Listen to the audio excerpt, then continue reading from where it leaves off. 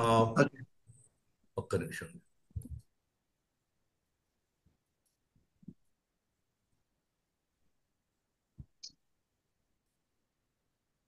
Sir, welcome to Center for Social Dialogue, Andy. This is the 205th session of the Center for Social Dialogue. And Center for Social Dialogue is an open platform which stands for open dialogue, open discussion, without any ideological bias. Anyone who has certain philosophy, idea, or literature, or writings, books, personal experience also can be shared without any difficulty here. With only ఒక మేము ఏం చేస్తామంటే జనరల్గా extreme left and extreme right ఐడియాస్ని కొంచెం అలా we try to say that అలా we try to we don't say that they are good or bad, but at the same time what we say is we may not be in a position to entertain these extreme ideas. Otherwise the entire broad spectrum of left to right is allowed in our sessions. And then ఇంకొకటి ఏమిటంటే మేము జనరల్గా చెప్పేది hour dialogue అనేది మేము ఎందుకు చెబుతున్నామంటే it must help in many ideas to be discussed openly. So ఇక్కడ మనకు ఒక ఇండియన్ కాన్స్టిట్యూషన్, దాంట్లో ఉన్నటువంటి కొన్ని specific areas like right to freedom of expression, దాంట్లో ఉండేటువంటి లిమిటేషన్స్, దానికి సంబంధించినటువంటి లీగల్ ఎన్విరాన్మెంట్, వీటన్నిటి కూడా దృష్టిలో పెట్టుకొని what we advise normally is let us try to be as reasonable as possible in our expression dialogue. This is the few things which we always tell the people about this social dialogue. So with these few words, I now leave it to Dr. Muralidhar Garu to introduce the speaker and conduct further session. Thank you, sir. Dr. Muralidhar Garu. Okay, sir. Thank you, sir. Thank you for the brief introduction about our Center for Social Dialogue. I welcome Dr. Nageshwara sir for our group to deliver his lecture on Marxian philosophy today. Sir Nageshwara Garu is senior to me by 3 years in Kurnool Medical College, Kurnool. He did his undergraduation and post-graduation in Kurnool Medical College only. During that time, he got attracted as a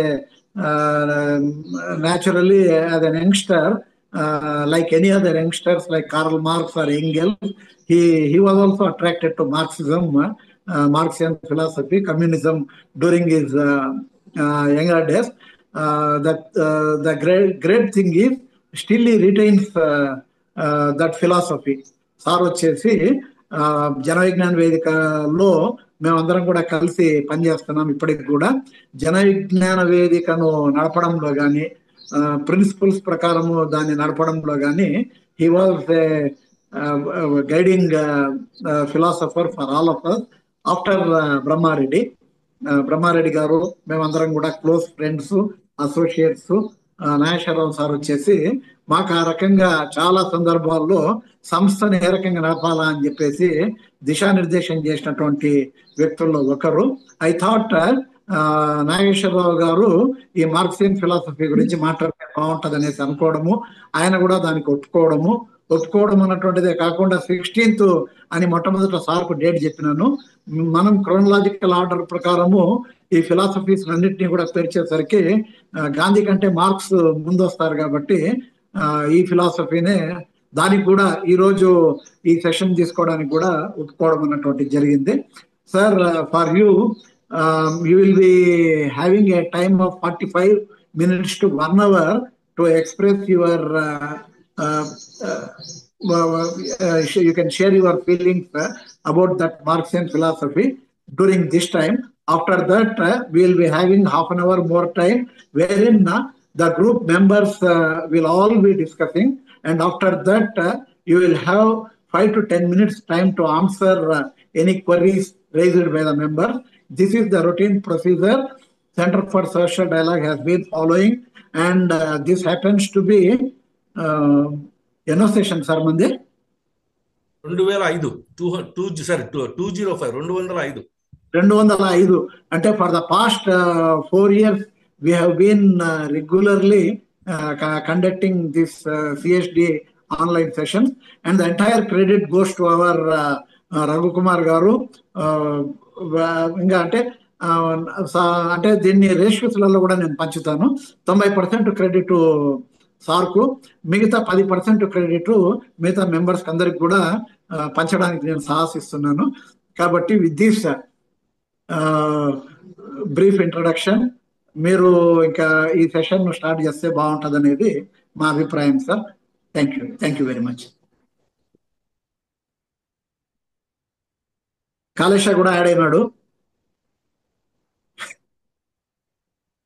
అందరికీ నమస్కారం. Doctor Murali నా గురించి కొంత పరిచయం చేస్తున్నారు, ఆయనకి ధన్యవాదాలు. ఈ రోజున మార్క్సిజం అనేది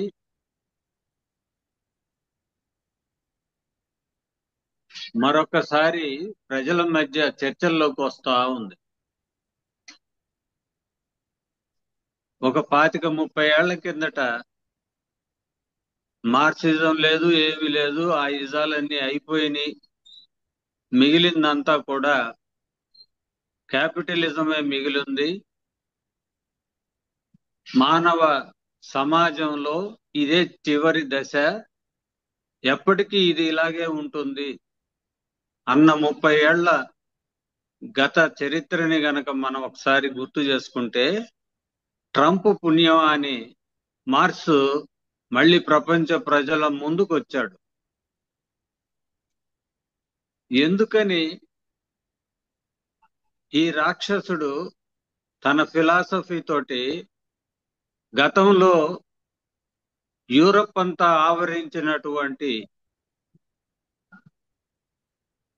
ఈ తాత్విక చింతన, మార్క్స్ ప్రతిపాదించినటువంటి సమాజం, ఇది మళ్ళీ ప్రజల మధ్య చర్చించడానికి ఏ కారణాలు దోహదం చేశాయి? 2008లో సబ్ ప్రైమ్ క్రైసిస్ వచ్చినప్పుడు ఫ్రెంచ్ అధ్యక్షుడు మార్క్స్ పుస్తకం పట్టుకున్నాడు, మార్కెట్కు పోయి ఎత్తుక్కొచ్చుకున్నాడు, దేవులాడుకొని వచ్చి ఆ పుస్తకం చదవడం మొదలుపెట్టాడు. దేనికోసం? ఈ పెట్టుబడిదారీ విధానం తీవ్రమైన సంక్షోభంలో పడింది, దీని నుంచి బయటపడడానికి మార్క్స్ 200 సంవత్సరాల క్రితం ఏమైనా ఉపాయాలు చెప్పాడా అని వెతకలాడడానికి ఫ్రెంచ్ అధ్యక్షుడు ఆ పుస్తకం కొనుక్కున్నాడు. బ్రిటన్లో ఆన్లైన్ ఓటింగ్ ఒకటి జరిగింది. ఈ సెంచరీ మొత్తంలో గొప్ప వ్యక్తి ఎవరు అని ఓటింగ్ పెడితే చాలా పేర్లు వచ్చాయి. అందులో సుమారు ఒక 100 పేర్లు.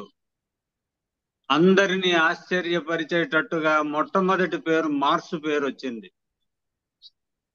ఏది? పెట్టుబడిదారీ దేశంలో నిర్వహించినటువంటి ఆన్లైన్ సర్వే. ఇంతలా మార్క్స్ ఎలా ప్రభావితం చేయగలిగాడు? 200 సంవత్సరాలు అయినా కూడా మార్క్స్ ఎందుకు పాతబడిపోలేదు, అవుట్డేట్ కాలేదు? ఇప్పటికీ అతను ఆయన ఫిలాసఫీ ఎందుకు రెలవెంట్?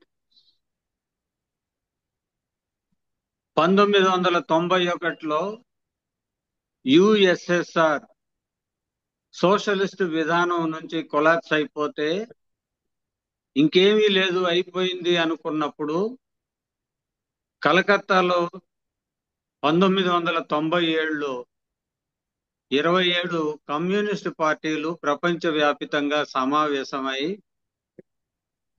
మార్క్స్ తాత్విక చింతన గాని ఆయన సూత్రీకరణలు గాని తప్పు కాదు. వివిధ దేశాల్లో ఆ సూత్రీకరణలను వాళ్ళ దేశ కాలమాన పరిస్థితులకు అనుగుణంగా వాటిని అమలు చేయడంలో వచ్చిన లోపాల వల్లనే నిర్మించబడినటువంటి సోషలిస్టు రాజ్యాలు కుప్పకూలాయి.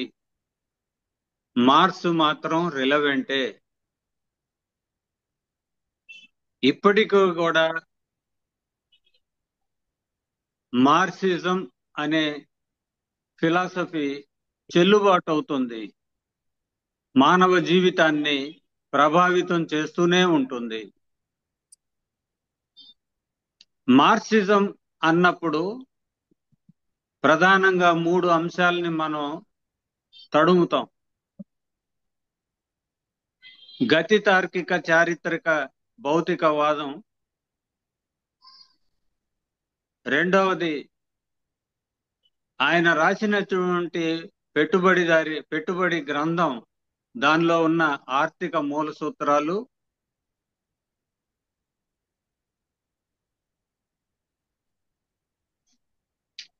మూడవది కమ్యూనిస్టు ప్రణాళిక. ఆయన ఏం చెప్పదలుచుకున్నాడు? ఈ 3 భాగాల్ని ఆయన చెప్పాలి అని అనుకోవడానికి ముందు ఎంత అధ్యయనం చేశాడు, ఆయన ఏమేమి క్యారెక్టర్స్ ని పోషించాడు. జర్నలిస్టు, రాజకీయ ఆర్థికవేత్త, ఫిలాసఫర్, ఇలా 7-8 రకాల రంగాలని ఆయన లోతుగా అధ్యయనం చేసి సహచరుడు ఫ్రెడరిక్ ఏంగిల్స్ తో వాటన్నిటినీ షేర్ చేసుకుంటూ మానవాళికి ఉపయోగపడే మార్క్సిస్ట్ ఫిలాసఫీని రూపొందించాడు.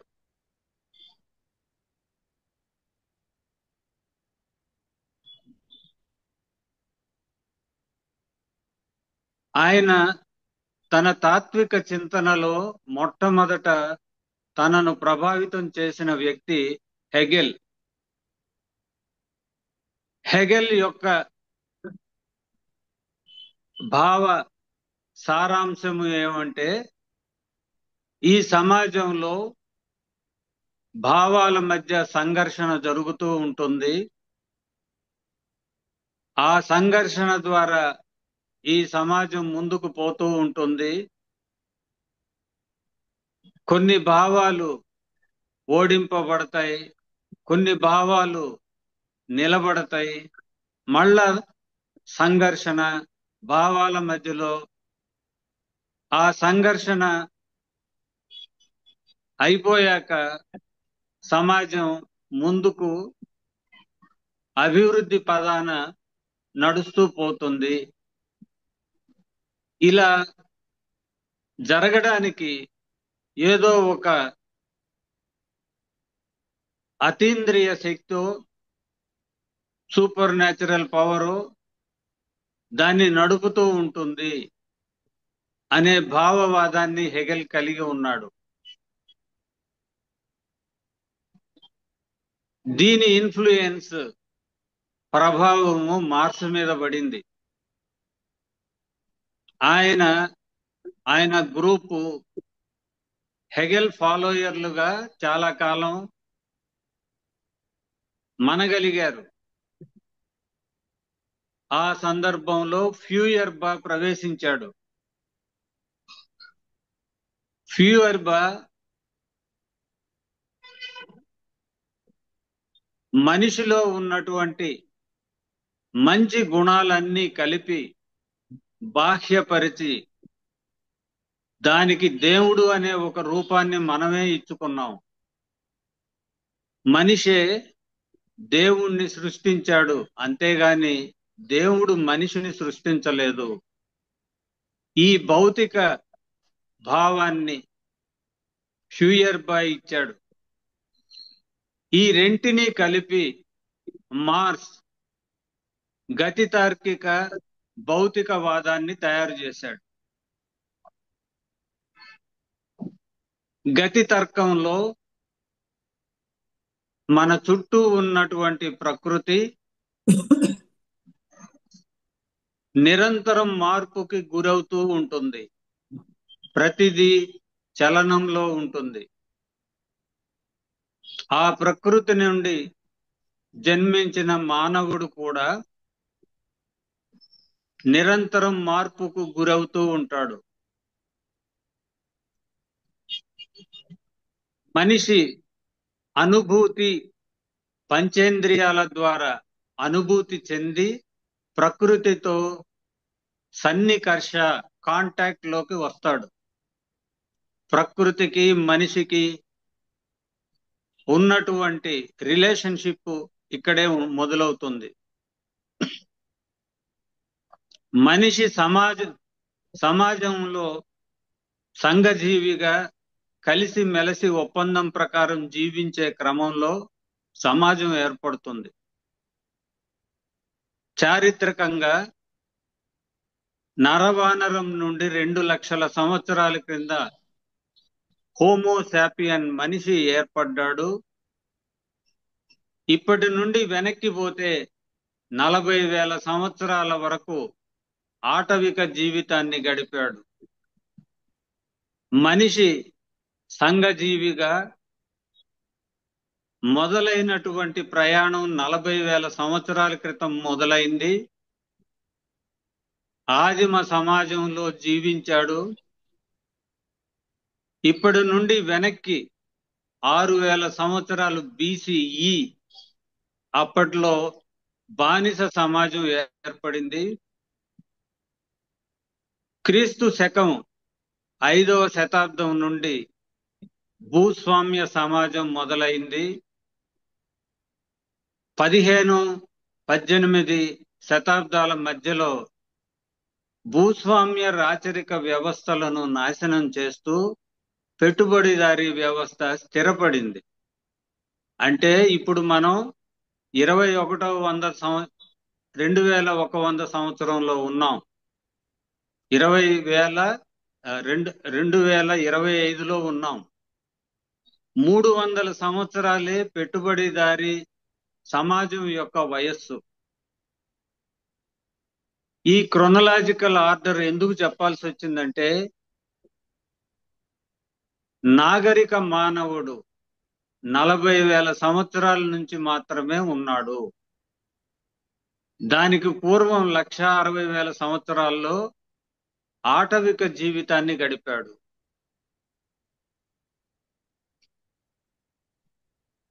మానవ సమాజం ఏ ఆధారంగా మారుతూ ఉన్నది? ఆటవిక సమాజంలో నుంచి బానిస సమాజం, ఇప్పటికి చివరికి అభివృద్ధి చెందిన పెట్టుబడిదారీ సమాజం, దానిలో కూడా ఉన్నత స్థితికి చేరిన సామ్రాజ్యవాద దశ, ఫైనాన్స్ క్యాపిటల్ దశ దాకా ఏ ఆధారంగా మానవ సమాజం మారుతూ వచ్చింది అనే దాన్ని ఆయనకున్న సమయంలో యూరోప్లో ఉన్నటువంటి బాగా అభివృద్ధి చెందిన పెట్టుబడిదారీ సమాజాన్ని ఆధారంగా విశ్లేషించాడు. ఆయన జీవించు ఉన్న సమయంలో సామ్రాజ్యవాదం చాలా శైశవ దశలో ఉంది. అది ఇంకా బాగా రూపుదిద్దుకోలేదు. ఈ మొత్తం సమాజం మారడానికి చోదక శక్తి ఏమిటి? అది వర్గ పోరాటము అని తెలియజేశాడు. ఈ వర్గ పోరాటాలు ఎలా వస్తాయి? ఎందుకు వస్తాయి? మానవ చరిత్ర అంతా వర్గ పోరాటాల చరిత్రే అనే సూత్రీకరణకు రావడానికి కారణము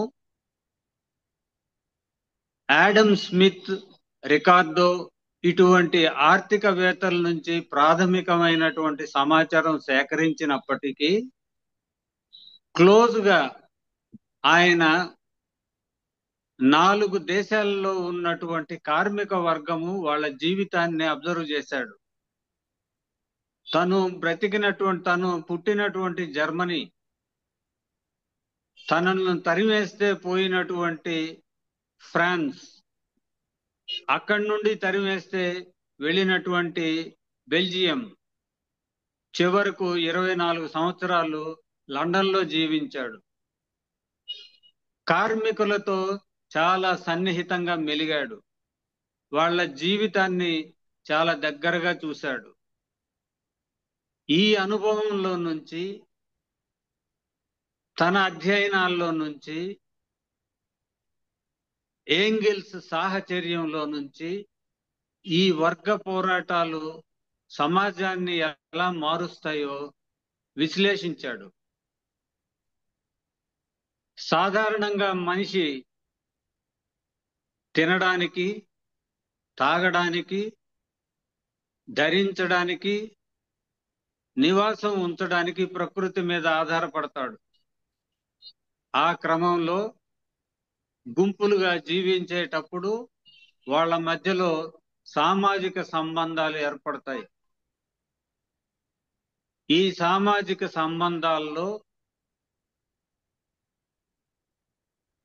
ఆయుధాలు, పనిముట్లు, బలవంతుడు, ఈ అంశాలు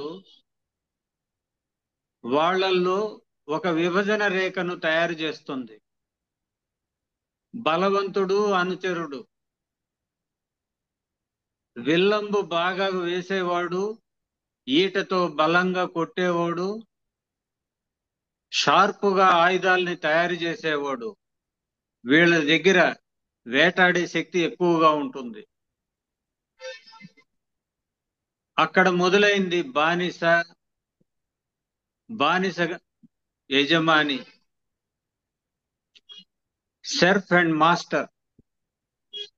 బానిస దగ్గర ఆస్తి బానిసలు, బానిస యజమాని దగ్గర ఆస్తి బానిసలు, పశువులు, కొంత భూమి.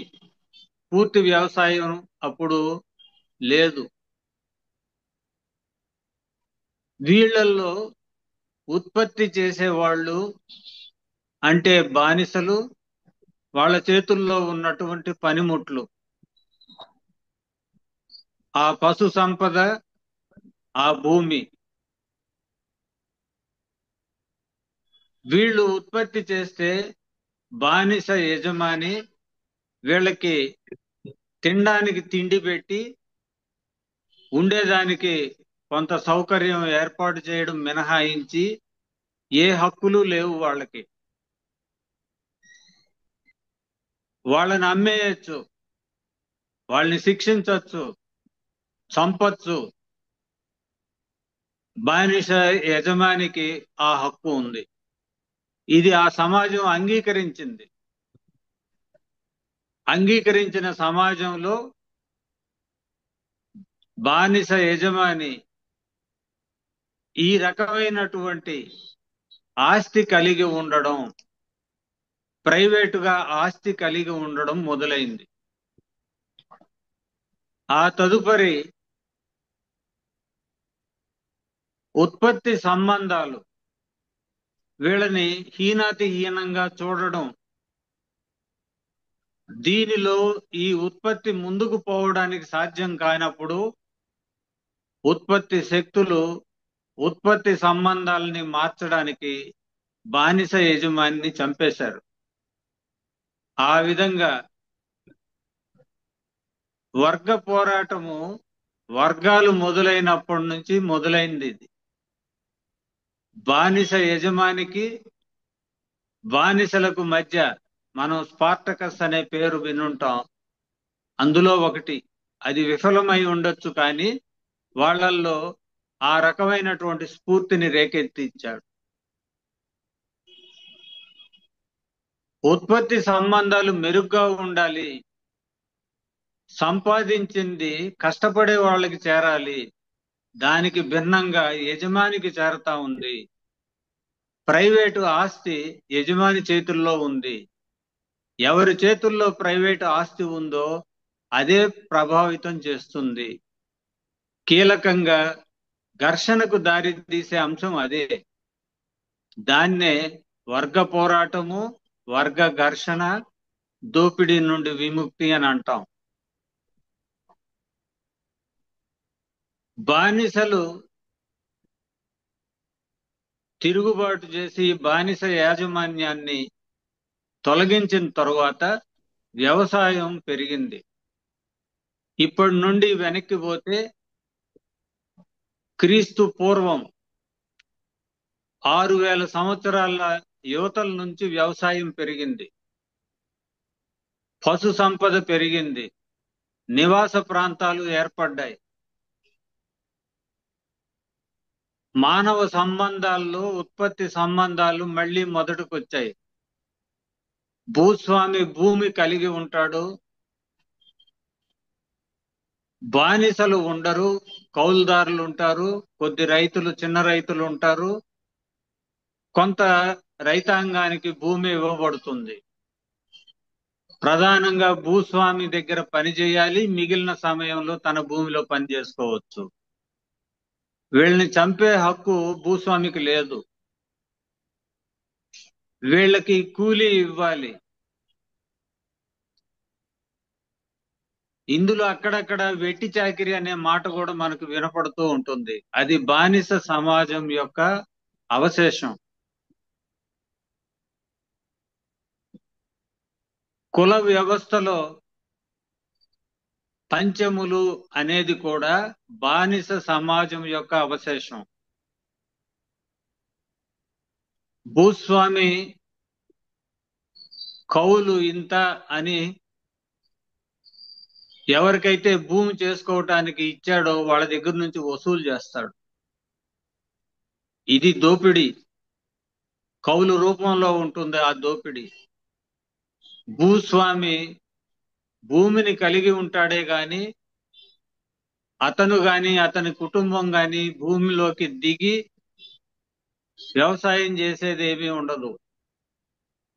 కొన్ని ధనిక రైతు కుటుంబాల్లో కుటుంబం అంతా పనిచేస్తుంది, కానీ భూస్వామి తరగతి ఆ పని చెయ్యదు. ఇక్కడ ఆస్తి ఎవరి దగ్గర ఎవరికి చెందుతున్నది, లాభం ఎవరికి వస్తున్నది, ఈ వ్యవహారం అంతా కూడా మళ్ళీ వర్గ ఘర్షణకు దారితీస్తుంది. పని చేసేది, చాకిరీ చేసేది మేము, అనుభవించేది భూస్వామ్య. ఆస్తి ఆయన దగ్గర ఉంటుందా? ఇది కుదరదు. ఆ విధంగా రైతాంగం భూస్వామి మీదకి తిరుగుబాటు చేసింది. యూరప్ లో ఇంకొక పరిణామం కూడా జరిగింది. అదేమిటి అనంటే, గిల్డులు, చేతి పని వృత్తి వాళ్ళది కార్ఖానాలు ఉండేవి. వాటిల్లో వర్కర్స్ కావాల్సి వచ్చినప్పుడు భూమి మీద పనిచేసే వాళ్ళు ఎక్కువగా ఉన్నారు కాబట్టి ఈ భూస్వామిని లేకుండా గనక చేసి అక్కడ రైతాంగాన్ని భూమి లేకుండా చేస్తే, పని లేకుండా చేస్తే వాళ్ళు ఇటువైపుకు మరలుతారు అనే అంచనాతోటి గిల్డులు, కార్ఖానాల్లో ఉండే పెట్టి బూర్జువా అంటే మధ్యతరగతి రైతుల్లో కాస్త డబ్బు సంపాదించిన వాళ్ళు ఈ ఏర్పాటు చేసుకొని చేతి వృత్తి పనుల వాళ్ళందరినీ కూడా అందులో ఎంప్లాయీగా చేర్చుకొని ఉత్పత్తి చేయడం మొదలుపెట్టినప్పుడు కౌలు రైతులు, పేద రైతులు, గిల్డు యజమానులు వీళ్ళందరూ ఉమ్మడిగా భూస్వామిని లేకుండా చేశారు. ఆ విధంగా 15వ శతాబ్దంలో బ్రిటన్లో ఆల్మోస్ట్ అప్పుడున్నటువంటి ప్రభుత్వ సహకారంతో వీళ్ళందరూ చేరి భూముల్ని తగలబెట్టి భూస్వాముల్ని లేకుండా చేసి రైతాంగం ఇంకా వ్యవసాయం చేయలేని స్థితిలో బయటికి తరిమి వేయబడ్డారు. వాళ్ళు మెల్లగా ఈ కార్ఖానాలు, ఆ తర్వాత ఆవిరి యంత్రాలు వచ్చిన తర్వాత పెద్ద ఇండస్ట్రీస్, పరిశ్రమలు వచ్చేటప్పటికి వాటిలో ఎంప్లాయీస్ గా మారారు, వర్కర్స్ గా మారారు. ఆ రకంగా యూరప్ కి ప్రత్యేకత అక్కడున్నటువంటి ప్రభుత్వము, చేతి పని వాళ్ళు, గిల్డ్, కార్ఖానా యజమానులు కలిసి భూస్వామ్య వ్యవస్థను లేకుండా చేశారు.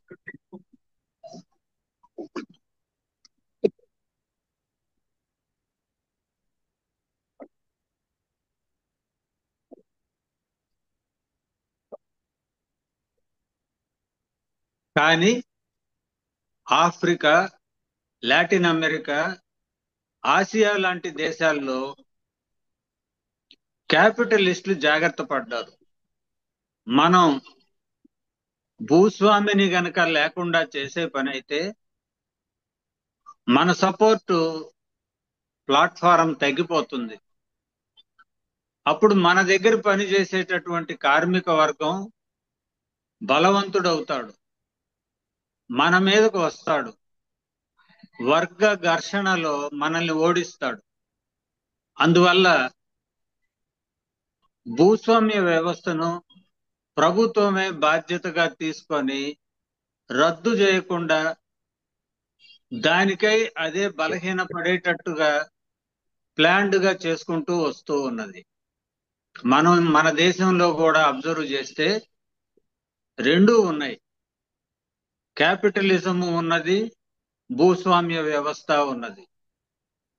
ఇద్దరి మధ్యలో ఈ అండర్స్టాండింగ్ ఎప్పుడు వచ్చింది అని అంటే ప్యారిస్ కమ్యూన్ లో వచ్చింది.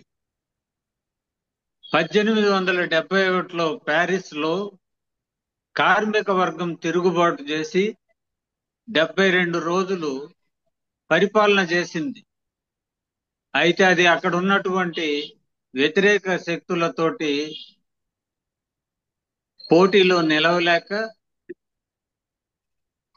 వాళ్లతో ఘర్షణలో తట్టుకోలేక ఓడించబడింది. కారణం కేవలం కార్మిక వర్గం మాత్రమే ఒక దేశంలో విప్లవాన్ని తేలేదు, తెచ్చినా అది నిలవదు. దానికి కర్షకులు కూడా తోడై ఉండాలి, మధ్యతరగతి మేధావులు కూడా కలిసి రావాలి, చాలా చిన్న పెట్టుబడిదారు వర్గం కూడా సహకారం ఇవ్వాలి. అలా జరిగితేనే అది సుదీర్ఘకాలం నిలుస్తుంది అనే అంచనాకు మార్క్స్ వచ్చాడు. అంతవరకు ఆయన కార్మిక వర్గం మొత్తం అందరినీ విముక్తి చేస్తుంది అని భావించాడు.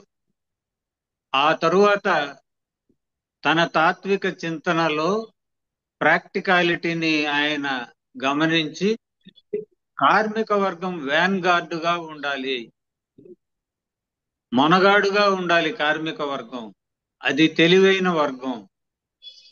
ఆ తెలివితేటలతోటి కర్షకుల్ని, మధ్యతరగతి వర్గాన్ని, చిన్న పెట్టుబడిదారుణ్ణి అందరినీ ఏకం చేసి బలం సంపాదించుకొని పెట్టుబడిదారుణ్ణి ఓడించాలి. ఈ రకమైనటువంటి కంక్లూజన్కి వచ్చాడు. కార్మిక వర్గం, పెట్టుబడిదారుడు ఇద్దరు కలిస్తేనే పరిశ్రమ నడుస్తుంది. ఇద్దరిని విడదీస్తే పరిశ్రమ లేదు, ఉత్పత్తి లేదు. అందువల్ల ఐక్యతలో ఘర్షణ అని అంటాం మార్క్సిస్ట్ ఫిలాసఫీలో. ఏమిటి ఆ ఐక్యత అంటే పెట్టుబడిదారుడు పెట్టుబడి తెస్తాడు, పరిశ్రమ పెడతాడు. కార్మికుడు శ్రమశక్తిని అమ్ముకుంటాడు, ఉత్పత్తి చేస్తాడు.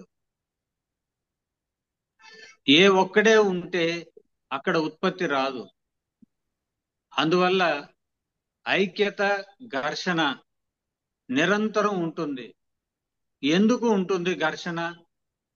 నా జీతం పెంచమని కార్మికుడు అడుగుతాడు. పెట్టుబడిదారుడు ఏమంటాడు? నీకు ఇప్పుడు ఇచ్చిందే చాలు, నాకు లాభాలు మరిన్ని రావడం లేదు అని పెట్టుబడిదారుడు అంటాడు. ఈ నిరంతర ఘర్షణలో మూల సూత్రం ఏమిటి అని అంటే అదనపు విలువ అనే అంశాన్ని మార్క్స్ శోధించి దాన్ని బయట పెట్టాడు. దీన్ని చాలా సులువుగా చెప్పే లెక్క ఉదాహరణ ఎలా చెప్తారంటే, నీ దగ్గర 1 కోటి రూపాయలు ఉన్నాయి. ఆ 1 కోటి రూపాయలు తీసుకుపోయి పెద్ద అపార్ట్మెంట్ కొనుక్కొని అందులో భద్రపరిచావు. 10 సంవత్సరాలు అయిన తర్వాత తెరిస్తే చెదబట్టుద్దే గాని 1 కోటి రూపాయలు 2 కోటి రూపాయలు అవ్వదు. అంటే డబ్బు ఉంటేనే దానంతటా అది డబ్బుని పుట్టించదు, పిల్లలు పెట్టదు. పోనీ దాన్ని నేను బంగారంలోకి మార్చాను. ఆ బంగారం కడ్డీలు తీసుకుపోయి రిజర్వ్ బ్యాంకులో పెట్టాను. 10 ఏళ్ళు అయింది, రిజర్వ్ బ్యాంకు తలుపులు తీశాను. బంగారపు కడ్డీలు ఏమి 1, 2 కావు. ఏం చేస్తే పెట్టుబడిదారుడు పెట్టేటటువంటి డబ్బు పెరుగుతుంది? అది మార్క్స్ బయటికి తీశాడు. యావత్ ప్రపంచంలో ఒకే ఒక జీవి తను తిన్న ఆహారములు ఎంత శక్తి ఉందో దానికి మించిన శక్తి విలువ కలిగినటువంటి ఉత్పత్తి చేస్తుంది, పని చేస్తుంది. ఆ శక్తి ఒక్క మనిషికి మాత్రమే ఉంది. ఇక ఏ జీవికి కూడా అది ఎంత తినిందో దానికి మించినటువంటి ఉత్పత్తిని చేయలేదు, దానికి మించిన ఉత్పత్తి విలువను క్రియేట్ చేయలేదు. ఒక్క మానవుడికి మాత్రమే, మానవ శక్తికి మాత్రమే ఆ క్యారెక్టర్ ఉంది. ఇది మార్క్స్ బయట పెట్టినటువంటి నిగూఢమైన రహస్యం. ఇదే అదనపు విలువకు మూల సూత్రం.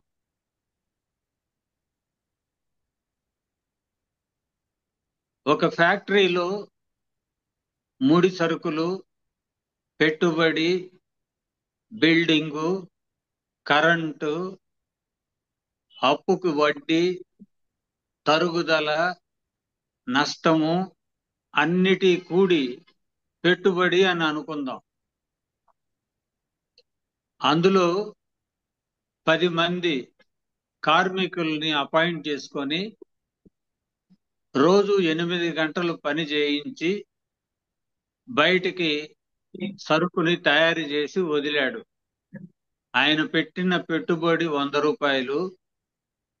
కార్మికుడికి జీతం లెక్క 100 రూపాయలు ఇచ్చాడు 10 మందికి. బయట సరుకుకు విలువ గడితే 300 అయింది. న్యాయబద్ధంగా కార్మికుడికి ఇవ్వాల్సింది చట్టబద్ధంగా ఇచ్చేశాడు. ఆ 100 మిగిలింది చివర 300లో ఆయన జోబిలో వేసుకున్నాడు. ఈ 100 ఎక్కడి నుంచి వచ్చింది? మానవ శ్రమ శక్తిలో నుంచి వచ్చింది. అది మానవ శ్రమ శక్తిని అమ్ముకుంటే జీతం తీసుకున్నాడు, కానీ దానికి విలువ క్రియేట్ అయింది. ఆ విలువ 100 రూపాయలు అదనంగా వచ్చింది. అయ్యో పాపం కార్మికుడా, ఇది నువ్వు సృష్టించిన విలువ, ఈ 100 కూడా నువ్వు తీసుకో అంటే 200 తీసుకో అని అంటే పెట్టుబడిదారుడు ఎంత పెట్టాడో పెట్టుబడి అంతే తీసుకుంటాడు. వాడు పెరగడు, లాభం రాదు.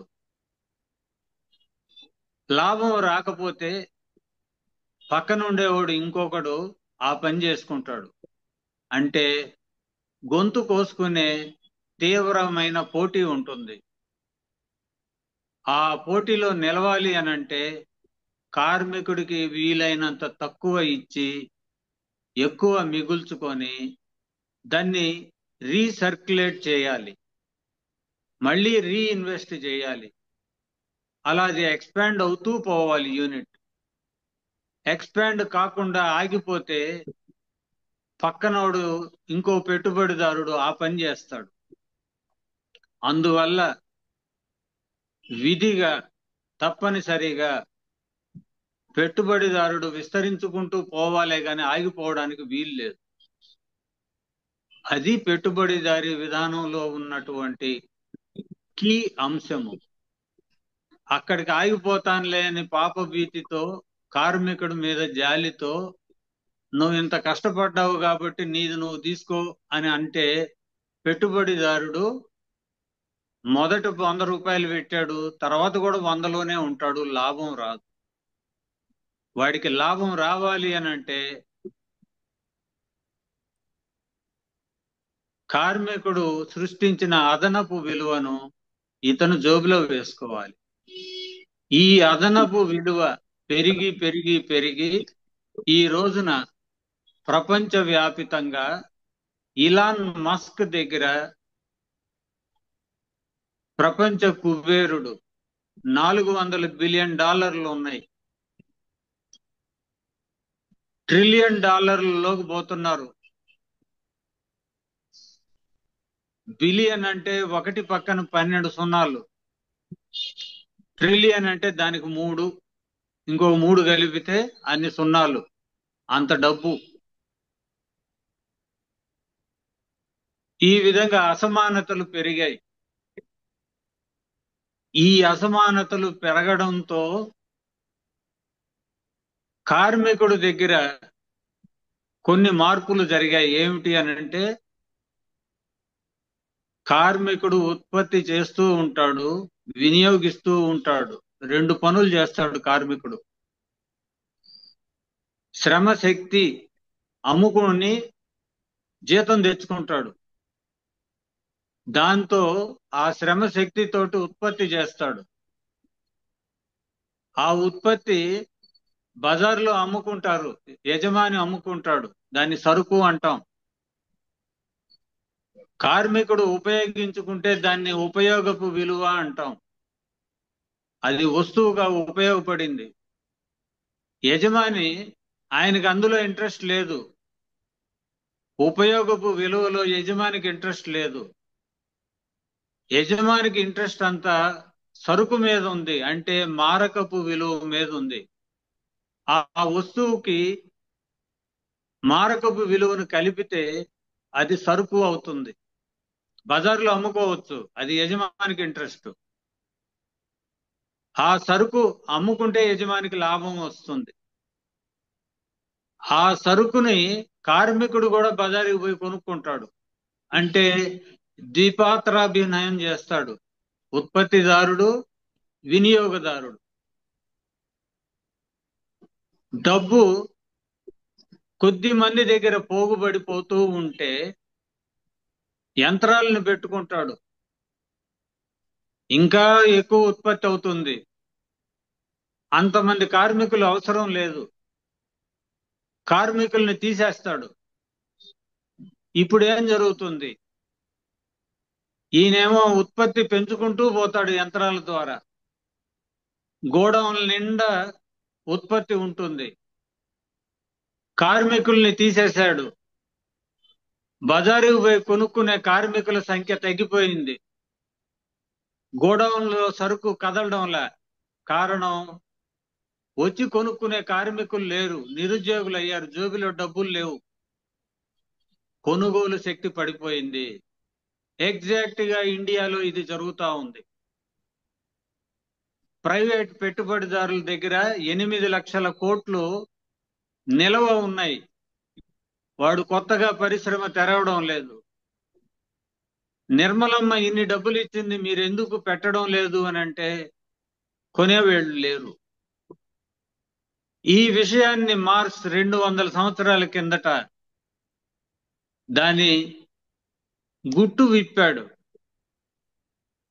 ఇది మనం చూస్తున్నాం ఇప్పుడు. అమెరికాలో ట్రంప్ తంటాలు పడుతున్నాడు ఈ పాయింటే. ఇలాన్ మస్క్ కొన్ని లక్షల కార్లు ఉత్పత్తి చేస్తా ఉన్నాడు, కొనేవాళ్ళు తగ్గిపోతా ఉన్నారు. ఈ క్రైసిస్ అనేది అంతర్గతంగా పెట్టుబడిదారీ విధానంలో అనివార్యంగా వస్తుంది. కమ్యూనిస్టుల యొక్క బలం అంతా, ధైర్యం అంతా ఇక్కడే ఉంది. ఏమిటి ఆ బలము ధైర్యం అని అంటే, అనివార్యంగా పెట్టుబడిదారీ విధానం అసమానతల్ని క్రియేట్ చేస్తుంది. అనివార్యంగా పెట్టుబడిదారీ విధానం అంతర్గత సంక్షోభంలో కూరుకొని పోతుంది. అధిక ఉత్పత్తి అనే జబ్బుతోటి అది మునిగిపోతుంది. ఆ మునిగిపోయే క్రమంలో పెట్టుబడిదారుడికి ఊపిరాడక 130 దేశాల మీద అదనపు సుంకం వేశాడు. బయటపడడానికి తనకలాడుతున్నాడు 2008 నుంచి. ఇప్పటికీ మోక్షం కలగలేదు. మార్స్ దాస్ క్యాపిటల్ 3 వాల్యూమ్లు మళ్ళీ చదువుతున్నారు. అందులో ఆయన ఏమన్నా మనకి బయటపడే మార్గం ఎక్కడో చోట ఏమన్నా చూపించాడా అని. వాళ్ళకి ఎక్కడా కనపడదు. కారణం ఏమిటి అని అంటే, పెట్టుబడిదారీ విధానం ఇప్పుడు అత్యున్నతమైనటువంటి ఫైనాన్స్ క్యాపిటల్ దశకు చేరుకుంది. వాళ్ళు కొట్లాడుకోరు ఇప్పుడు. ఎందుకు? అందరూ అందులో పూల్ చేశారు డబ్బులు. ఫైనాన్స్ క్యాపిటల్లో ప్రపంచంలో ఉండే ధనిక దేశాలు భారతదేశంతో సహా IMF, వరల్డ్ బ్యాంక్ వీటన్నిటిలో పూల్ చేస్తున్నాయి. అందువల్ల రెండో ప్రపంచ యుద్ధం తర్వాత యుద్ధాలు లేవు. ప్రపంచ యుద్ధాలు ఎందుకు జరగడం లేదు అంటే, ఈ ప్రపంచ ధనిక దేశాలన్నీ కలిసినాయి. డబ్బు పూల్ చేసి పేద దేశాల్లోకి పంపించి వాళ్ళ దగ్గర నుంచి చౌకగా ముడి సరుకులు, చౌకగా లేబరు, సుంకాల రూపంలో, పేటెంట్ రైట్స్ రూపంలో డబ్బు గుంజుకొని పోతున్నారు. ఇప్పుడు ఈ దశలో మనం ఉన్నాం. ఇది ఎలా పరిష్కారం అవుతుంది? ఆస్తి కొద్ది మంది చేతుల్లోనే ఉంది. దీని పరిష్కార రూపం ఏమిటి అని అనుకున్నప్పుడు, అనివార్యంగా పెట్టుబడిదారీ విధానం రద్దు చేయబడాల్సిందే. ఆ విధంగా రద్దు చేసే సందర్భంలో మొట్టమొదట జర్మనీలో వస్తుందని మార్క్స్ ఊహించాడు. జర్మనీలో రాలేదు.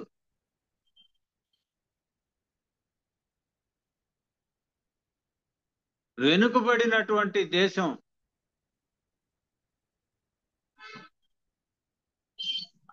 రష్యాలో వచ్చింది.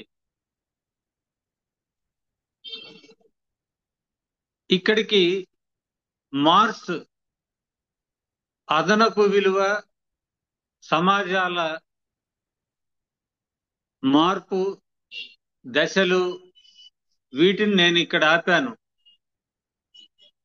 మార్క్స్ కాలానికి ఇప్పుడు 200 సంవత్సరాల యువతలకి మధ్యలో అనేక దేశాల్లో చాలా మార్పులు వచ్చాయి. అభివృద్ధి జరిగింది. సైన్స్ అండ్ టెక్నాలజీ పెరిగింది. ఆయన చేసినటువంటి విశ్లేషణ, మూల సూత్రాల్లో మార్పు లేదు కానీ వాటికి అనుబంధంగా కొన్ని చేరాయి. ఆఖరి 5 నిమిషాలు.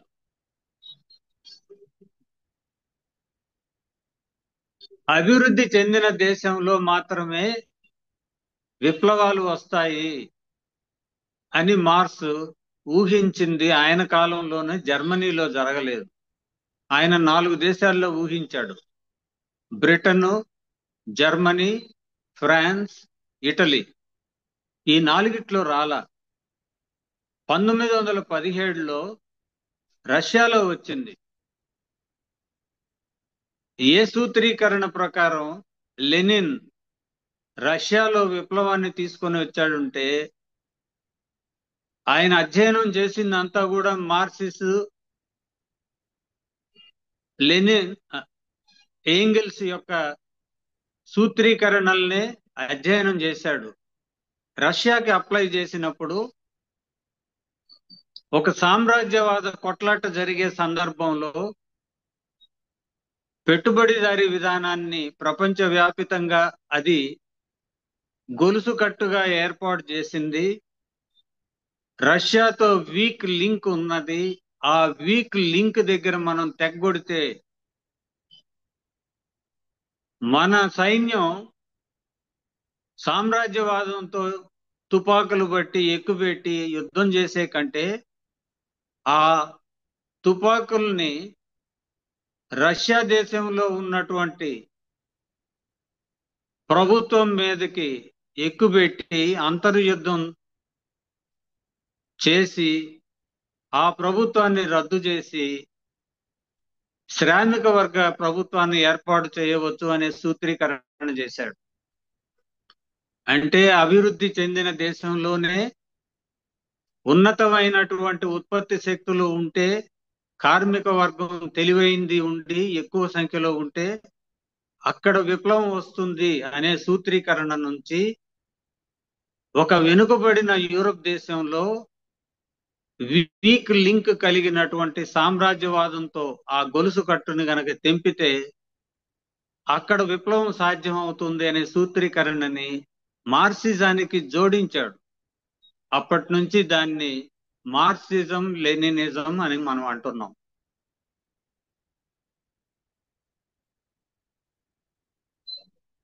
కమ్యూనిస్టు పార్టీ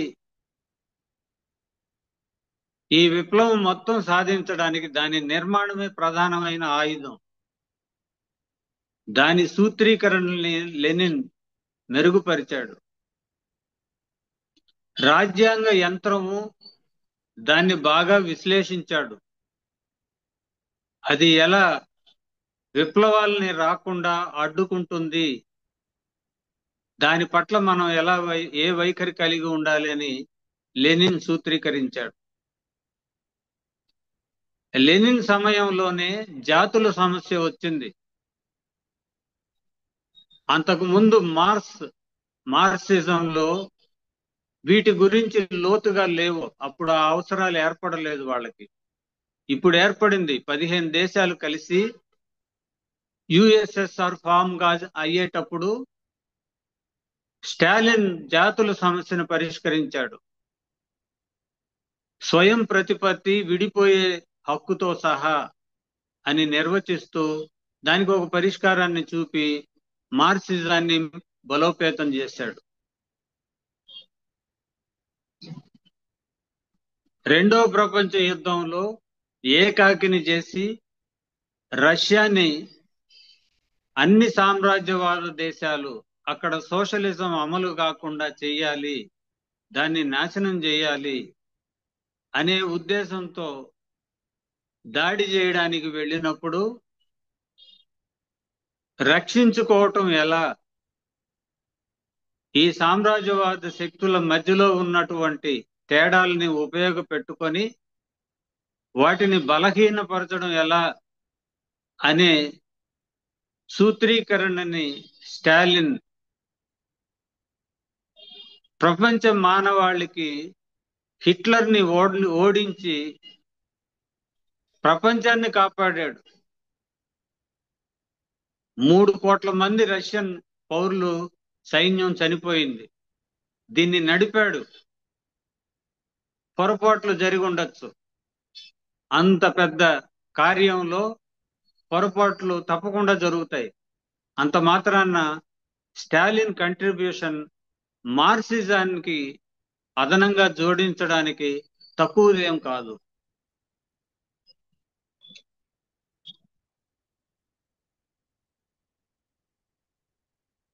1957లో క్యూబాలో బటిస్టాను ఓడించడానికి కాస్ట్రో, చే గువేరా బయలుదేరడం కమ్యూనిస్టు పార్టీగా బయలుదేరలేదు. ఓడించిన తర్వాత ఆ విప్లవాన్ని నిలబెట్టుకోవాలి అంటే, అమెరికన్ సామ్రాజ్యవాదాన్ని ఎదుర్కోవాలంటే ఇప్పటికీ దాన్ని కాపాడుకునే దానికి కమ్యూనిస్టు సూత్రాలని అప్పుడు అప్లై చేశాడు. ఇది మార్క్సిజానికి ఒక కొత్త కోణాన్ని కంట్రిబ్యూట్ చేసినట్లే Castro.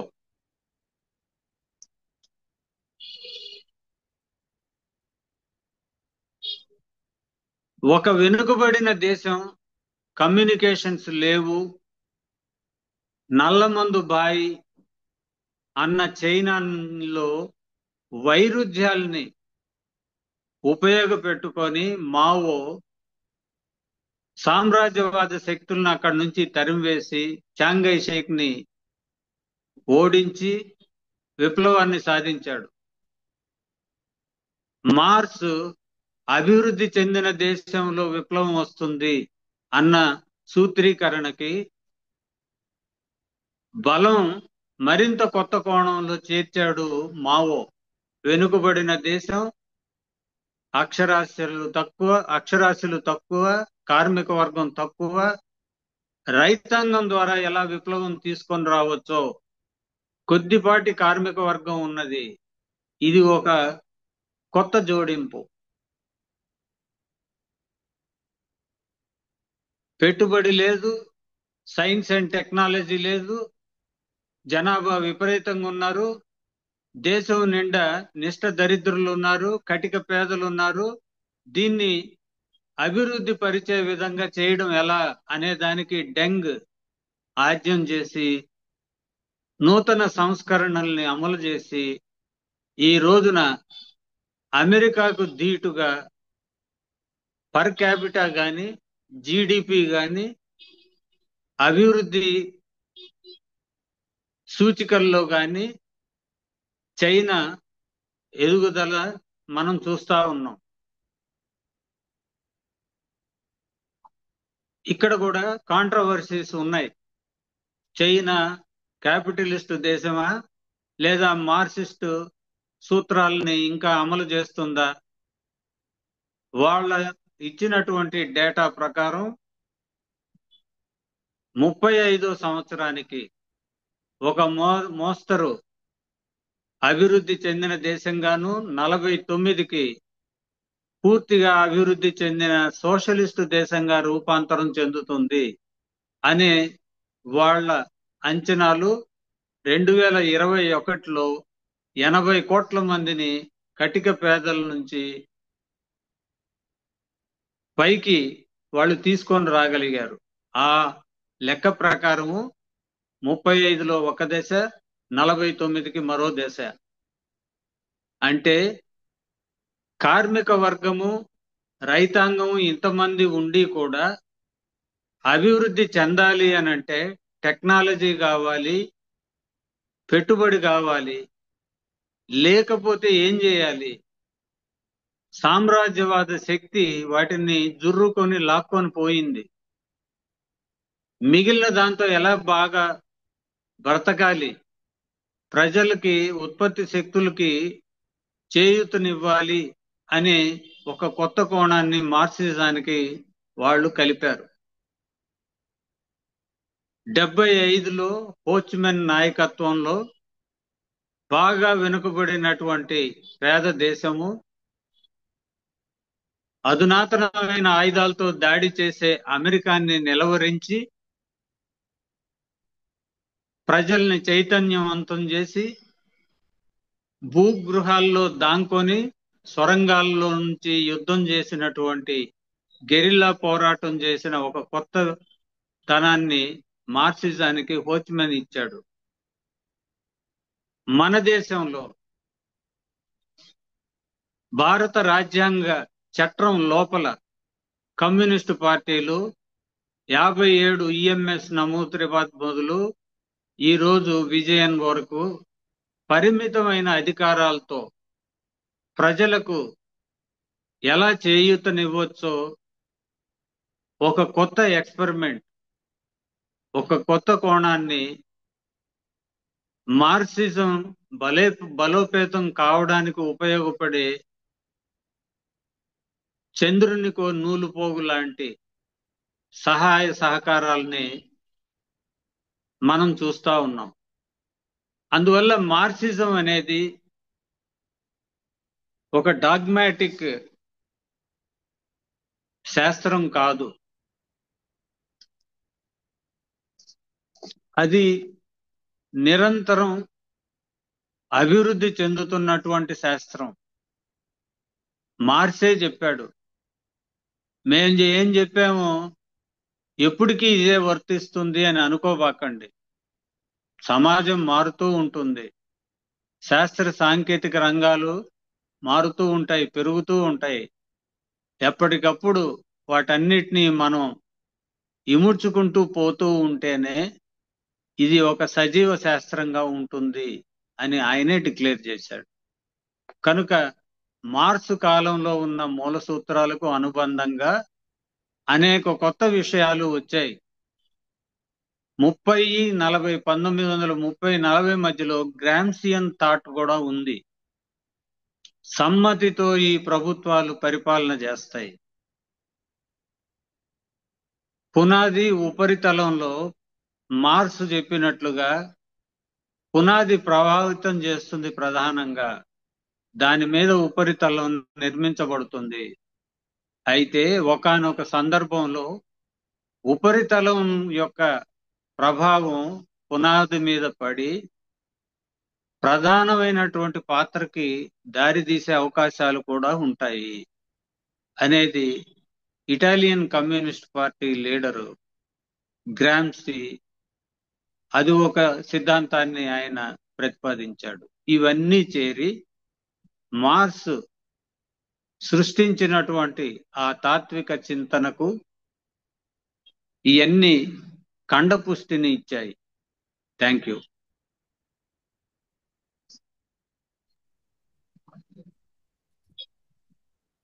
Thank you, sir. Thank you very much. Almost a cool presentation. And వీలైనంత వరకు మీరు ఒక కామన్ మ్యాన్ కూడా అర్థమయ్యేలాగా లాంగ్వేజ్ని కానివ్వండి, పదాలు కూడా, అంటే వాటిని కూడా మీరు చాలా వరకు you try to bring down and see that it is communicated to the every member. అంటే మార్క్సిజంతో పరిచయం ఉన్నవాళ్ళు కాకుండా పరిచయం లేని వాళ్ళకు కూడా అర్థమయ్యేటువంటి ప్రయత్నం ఒకటి చాలా కన్సిస్టెంట్గా చేశారు. అదొక ఇది. తర్వాత మానవ చరిత్ర పరిణామాలు, క్లాస్ స్ట్రగుల్స్ ఎలా జరుగుతున్నాయి, ఇప్పుడు నేడు మనం ప్రజెంట్గా వచ్చినటువంటి స్టేట్ ఆఫ్ అఫైర్స్ మీద కూడా మీరు ముఖ్యంగా ఫైనాన్స్ క్యాపిటల్ స్టేజ్కి చేరుకోవడం అనేది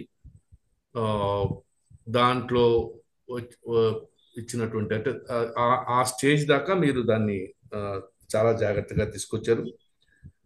we are very much thankful to you sir for your wonderful presentation. ఇప్పుడు I'm opening up the session for a dialogue, question and answer. You may prefer to note down all the questions and answer them at the end. అది ఒక పద్ధతి. లేదా ఎప్పటికప్పుడు, అంటే ఎప్పటికప్పుడు answer చేస్తే ఒక్కొక్కసారి లెంగ్తీ ఆన్సర్స్తో మనం మిగతా వాళ్ళని మిస్ అవుతామేమో అని ఒక ఇది ఉంటుంది నాకు. కాబట్టి I prefer that you may not down the questions if at all something comes, and then some of the answers, and even each question కూడా ప్రత్యేకంగా ఆన్సర్ చేయక్కర్లేదు. If you feel that 2-3 questions can be answer together, అది కూడా మీరు ప్రయత్నం చేయొచ్చు.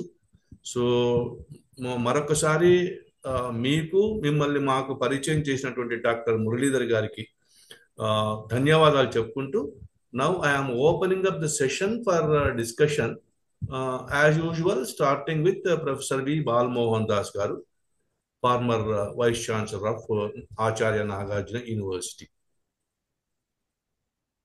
అందరికీ నమస్కారం అండి. నాగేశ్వరరావు గారు డాక్టరా మాస్టరా నాకు తెలియలేదు. డాక్టర్ అండి, మెడికల్ డాక్టర్. అవునండి, ఆయన మెడికల్ డాక్టరే, కానీ ఆయన లెక్చర్ తర్వాత పెద్ద మాస్టర్ అనిపించింది నాకు. చిన్నపిల్లలకు కూడా అర్థమయ్యేటట్లుగా మార్క్సిజం గురించి విశాలాంధ్ర వాళ్ళు పూర్వకాలంలో డాష్ క్యాపిటల్ వాల్యూమ్స్ 3 వాల్యూమ్స్ తీసుకొచ్చారు. అది కొన్నప్పుడు నేను భయపడ్డాను, అమ్మో ఇంత చదవాలా అని. కానీ చదివాను, ఎందుకంటే నాకు ఇండియన్ ఇండస్ట్రియల్ ఎకానమీ పుస్తకం రాయడంలో ఫస్ట్ చాప్టరే మాది ఎకనామిక్ సిస్టమ్స్ మీద రాశాను నేను. కాబట్టి నేను చదవగలిగాను, కొంతవరకు అర్థం చేసుకున్నాను, ఇంకా అర్థం చేసుకుంటున్నాను. అర్థం కాని విషయాలు ఇంకా చాలా ఉన్నాయి. ఎందుకంటే మరి మన నెహ్రూ గారు మొట్టమొదటిగా మిక్స్డ్ ఎకానమీ కాన్సెప్ట్ తీసుకురావాలా, లేకపోతే యుఎస్ఎస్ఆర్ లో ఉన్న కమ్యూనిస్ట్ ఎకనామిక్ సిస్టమే మనం చేయాలా అనుకున్నప్పుడు చాలా డిస్కషన్స్ జరిగినాయి అని తెలుసు. ఆఖరికి వయా మీడియా ఆయన మిక్స్డ్ ఎకానమీ తీసుకొచ్చి a compromise between capitalism and communism తీసుకురావడం జరిగింది. నేను 1978లో Berlin school of economics invitation వస్తే నేను ఒక నెల పాటు బెర్లిన్లో ఉన్నాను. ఆ రోజున it was called GDR, German Democratic Republic, communist ఓరియంటేషన్లోనే ఉన్నది. వెళుతూ నేను మాస్కోలో 2 రోజులు ఉన్నాను 78లో. తర్వాత 2009లో ఒక నెల పాటు మాస్కోలో ఉన్నాను. 2010లో 3 నెలలు ఉన్నాను, ఎందుకంటే మా అమ్మాయి అక్కడ ఉండబట్టి నేను ఉండయాను. కానీ నేను 78లో చూసిన దానికి 2009-10లో చూసిన మాస్కో కంప్లీట్గా డిఫరెంట్ అయింది. ఈ రోజు కూడా what are the communist countries in the world అంటే మనకు వచ్చేది రష్యా లేదు. అది ఎందువల్ల జరిగిందో తెలియదు. బహుశా మనందరికీ తెలుసు, మిఖాయిల్ గోర్బచేవ్, ఆండ్రోపోవ్ వాళ్ళంతా కలిపి కొంతవరకు డీవియేషన్స్ తీసుకురావడం వల్ల జరిగింది. మన దేశంలో కూడా స్వాతంత్రం వచ్చిన తర్వాత ఎన్ని కమ్యూనిస్ట్ సీట్లు ఉన్నాయి పార్లమెంట్లో, కొన్ని రాష్ట్రాల్లో. ఇప్పుడు ఏమైంది, బెంగాల్లో ఎందుకు మిస్ అయిపోయింది? అది నాకైతే కొంచెం ఆశ్చర్యకరంగా ఉంటుంది, బాధగా కూడా ఉంటుంది. ఎందుకంటే నేను కూడా కొంతవరకు కమ్యూనిస్ట్ ఓరియంటేషన్తోనే ఉన్నాను అనుకుంటాను. కాకపోతే నేను లెఫ్టిస్ట్ని కాదు, రైటిస్ట్ని కాదు, నేను సెంటరిస్ట్లో ఉన్నాను. మన దురదృష్టం ఏంటంటే మన దేశంలో ఈ లెఫ్టిస్టు రైటిస్ట్ అని వారు విడిపోవడం వల్ల ఈ కమ్యూనిజం దెబ్బతిన్నదేమో అని నేను భావిస్తున్నాను. అది కలపటానికి డాక్టర్ గారు ఏమని చెప్తారేమో అని నేను చూస్తున్నాను. చాలా మంచి లెక్చరు అరేంజ్ చేశారు. నాగేశ్వరరావు గారి కృతజ్ఞతలు, మురళీధర్ గారి కృతజ్ఞతలు, జన విజ్ఞాన వేదికకి ఇంకా వారు చేస్తున్నారు. చాలా సంతోషం. ధన్యవాదాలు. Thank you, sir. Thank you very much. Now I request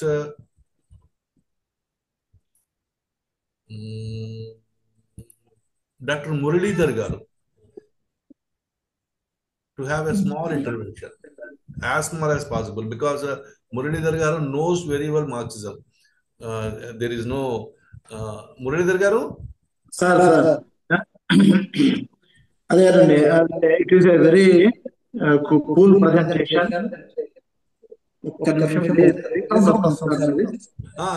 two instruments open చేసినట్టున్నారు సార్ సైమల్టేనియస్ గా. అవునండి.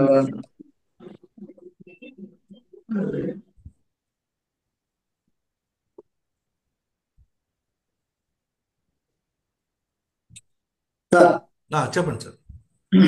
ఇది నాగేశ్వరరావు గారు ఈ టాపిక్ చెప్పడానికి రైట్ పర్సన్ అనేసి నేను అనుకోవడం వల్ల మీరు అడిగిన గురించి ఎవరు చెప్తే బాగుంటుందని చెప్పేసి మన గ్రూప్ సరిపోయేటువంటి ఎవరన్నటువంటిది చూసినప్పుడు మన నాగేశ్వరరావు గారు రక్షించింది.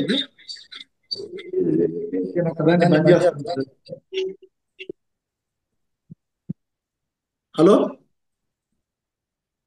ఓకే సార్, కానివ్వండి. ఓకే సార్,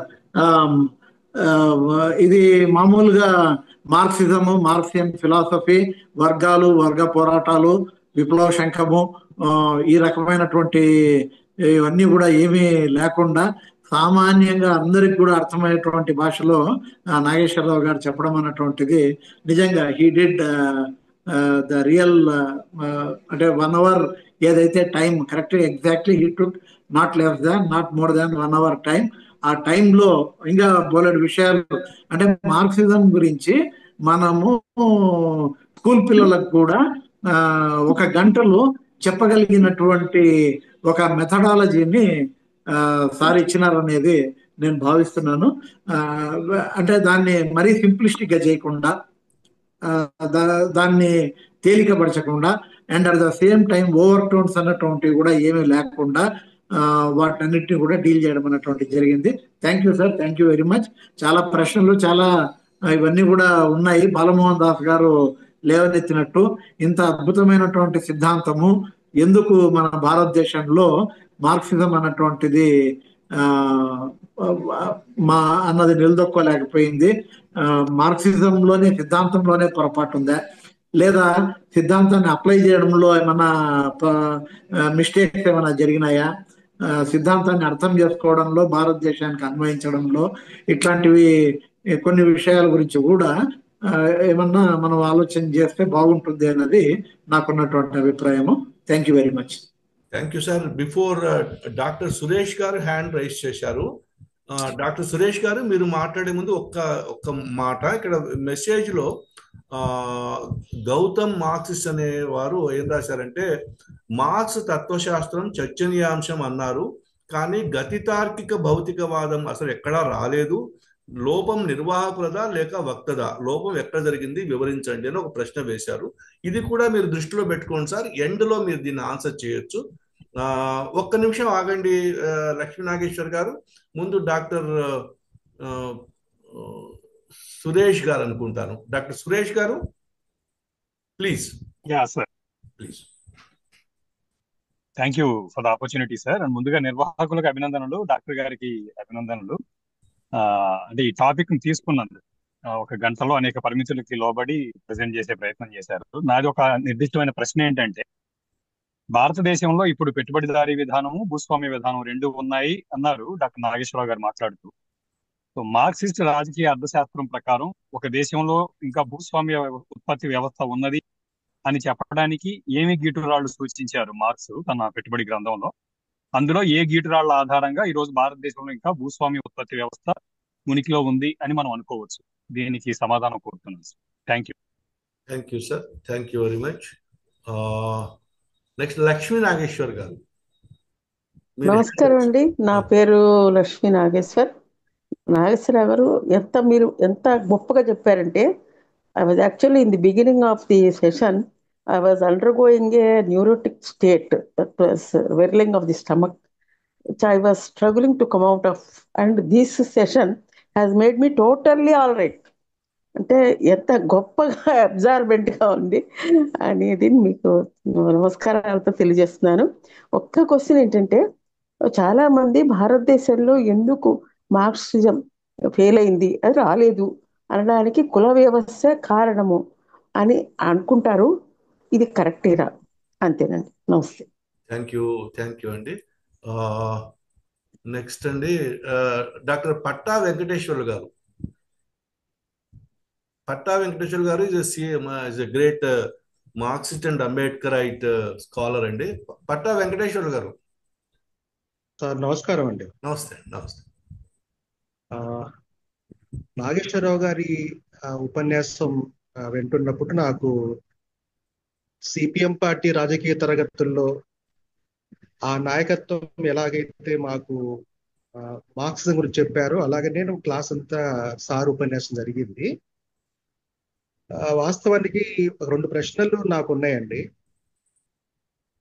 కమ్యూనిస్టు మేనిఫెస్టోలో ఫస్ట్ లైను కమ్యూనిజం అనే భూతం యూరప్ను ఆవరించిందనే మాట ఉన్నప్పటికీ, కమ్యూనిస్టు మేనిఫెస్టోలో సోషలిస్ట్ విప్లవానికి ఉండాల్సిన భూమిక, క్యాపిటలిజం అనేది ఎట్లా ఉంటుందనేది ఆ వర్ణన ఏవైతే ఉంటుందో, ప్రపంచంలో నేటికి ఆ రకమైన భౌతిక పరిస్థితులు ఏర్పడ్డాయి అనేది ఒక ప్రశ్న నా ముందు ఉన్నది సార్. రెండో విషయం ఏంటంటే, అడ్వాన్స్డ్ క్యాపిటలిస్ట్ దేశాల్లోనే సోషలిస్ట్ విప్లవం రాలేదు. ప్యారిస్ లో వచ్చింది, ఒక 70 days ఉంది, అది తర్వాత మళ్ళా పోయింది. అలాంటప్పుడు ఇండియాలో కమ్యూనిజం అనేది అంటే సోషలిస్ట్ విప్లవం ఎలా సాధ్యమవుతుంది, ఎలా వస్తుంది అని మనం ఆశపడుతున్నాం, కానీ దాని రెలవెన్స్ ఉందా అంటే ఆ భౌతిక పరిస్థితులు ఎమర్జీ కాకుండా ఆ వ్యవస్థలు వస్తాయా, ఆ విప్లవాలు జరుగుతాయి అనేది కూడా ఒక ప్రశ్న ఉన్నది సార్. ఎందుకంటే మార్క్స్ ఆయన భౌతిక పరిస్థితులకి ఎక్కువ ప్రయారిటీ ఇస్తాడు. ప్రపంచాన్ని మార్చేది ప్రజలే కానీ అది వారి ఇష్టాయిష్టాలను బట్టి కాదంటాడు. కాబట్టి ఇక్కడ మన ఇష్టాయిష్టాలను బట్టి విప్లవం రాలేదు, అక్కడ విప్లవం వచ్చింది అనేది కాకుండా సోషలిస్ట్ విప్లవానికి కావాల్సిన భౌతిక పునాది అనేది ఎలా ఉంటుంది అనేది ఆ స్పష్టత నుండి ఆ క్రమంలో ఎక్కడ ఉన్నాం అనే దాన్ని కరెక్ట్ గా మనం అర్థం చేసుకుంటే అప్పుడు మనకు మార్క్స్ అర్థం అవుతాడు, విప్లవ దశ అర్థం అవుతుంది అనేది నాకు అనిపిస్తుంది సార్. ఇవి అండి నా ముందున్న అంశాలు sir. Thank you. Thank you, sir. Thank you very much. Now I switch back to Dr. KVS. Dr. KVS. అయ్యా నమస్కారం, అద్భుతంగా మాట్లాడారు. కానీ నాకు 4 అనుమానాలు ఉన్నాయండి ఏకంగా. ఒకటి, ఎక్కడ ప్యూర్ కమ్యూనిజం లేదు, అంతా సోషలిజం, మధ్యలో గిల్డ్ సోషలిజం. వారు మాట్లాడుతూ ఎక్కువ కార్మికులకి ప్రాధాన్యత ఇచ్చినట్టుగా నాకు అనిపించింది. దాంట్లో తప్పులేదు, ప్రపంచ కార్మికులారా ఏకం కంటే అదంతా బాగానే ఉంది. కానీ భూమి మీద వారు చెప్పినటువంటి ఈ వస్తు సముదాయం పెరిగిపోవడం అనేది ఇండస్ట్రియలైజేషన్ లో జరగచ్చేమో కానీ భూమిని సాగు చేసినప్పుడు పెరగడం జరగదు కదా. ఆకలి ఉంది కనుక ఉన్నంత కాలం కొనుగోలు శక్తి ఇంట్లోనే ఉంటుంది జనానికి, దాని మీద దృష్టి పెట్టచ్చు.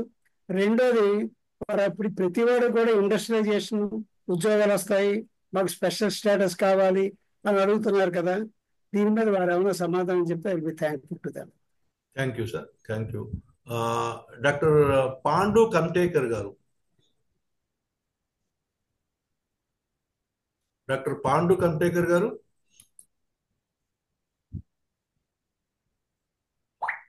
ఓకే.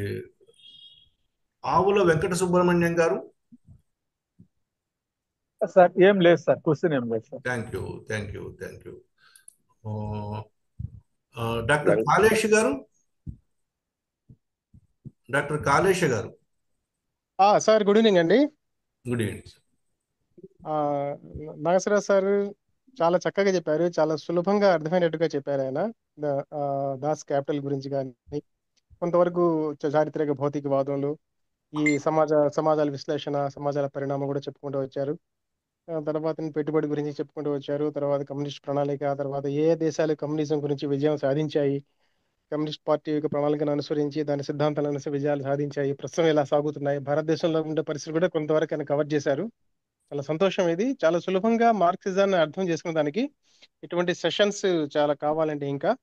ఎందుకంటే మార్క్సిజం అనేది ఎంత అంటే జటిలమైనదో దాన్ని అంత సులభంగా కూడా చెప్పొచ్చు. కాబట్టి సులభంగా చెప్పే ప్రయత్నం చేశారు నాగేశ్వర సార్. ఆయనకు వచ్చేసి అభినందనలు sir. Thank you very much. Usha గారు. ఉషా గారు.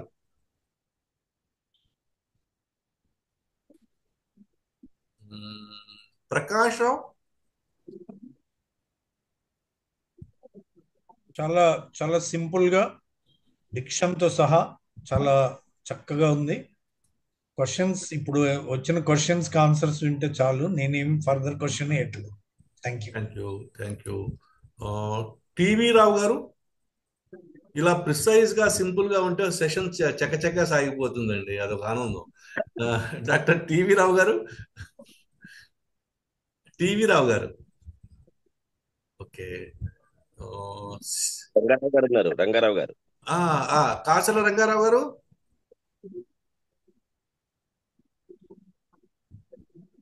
కాసల రంగారావు గారు. నమస్కారం సార్. నమస్తే. నమస్తే. నమస్తే సార్. చాలా విస్తృతంగా మార్క్స్ కాలం నుంచి ఈ కాలం దాకా చాలా అన్వయం చేశారు, చాలా బాగుంది. అయితే అసలు అంటే సమయం చాలా గడిచింది మార్క్స్ కు ఇప్పటి పరిస్థితికి.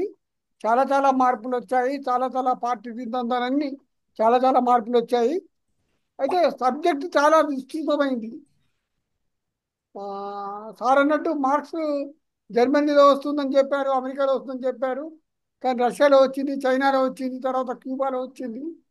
ఈ విధంగా భారతదేశంలో చాలా మంది కృషి చేశారు, కానీ భారతదేశంలో ఎందుకో సంపూర్ణమైన విప్లవం రాలేదు. మార్క్సియన్ విప్లవం చాలా విస్తృతమైన సబ్జెక్టు. సార్ చాలా బాగా కవర్ చేశారు. చాలా చాలా ప్రాథమిక విషయాలన్నీ చాలా అర్థమయ్యేటట్టు చెప్పారు. ధన్యవాదాలు. సో ఇంకా కొంతమంది ఉన్నారు ప్రశ్నలు వేయవలసిన వాళ్ళు, కానీ నేను వాళ్ళ దగ్గర నుంచి ప్రశ్నలు తీసుకునే బదులుగా, ఎందుకంటే ముక్తేశ్వరరావు గారు ఉన్నారా? ముక్తేశ్వర గారు ఉన్నారా? అదే మొదట్లో ఉండ్రి. లేరు ఇప్పుడు లేరు. Okay okay. సో ఇప్పుడు నేను I revert back to Nageswara Rao గారండి. సో నాగేశ్వరరావు గారు, ఇప్పటిదాకా వచ్చిన క్వశ్చన్స్ కి మీరు సమ్అప్ చేసి సమాధానం చెప్తే బెటర్. నాగేశ్వరరావు గారు. ఇండియాలో ఎందుకని 100 సంవత్సరాలు అయినా కూడా కమ్యూనిస్ట్ పార్టీ ఏర్పడి మనం ఇక్కడ విప్లవం ద్వారా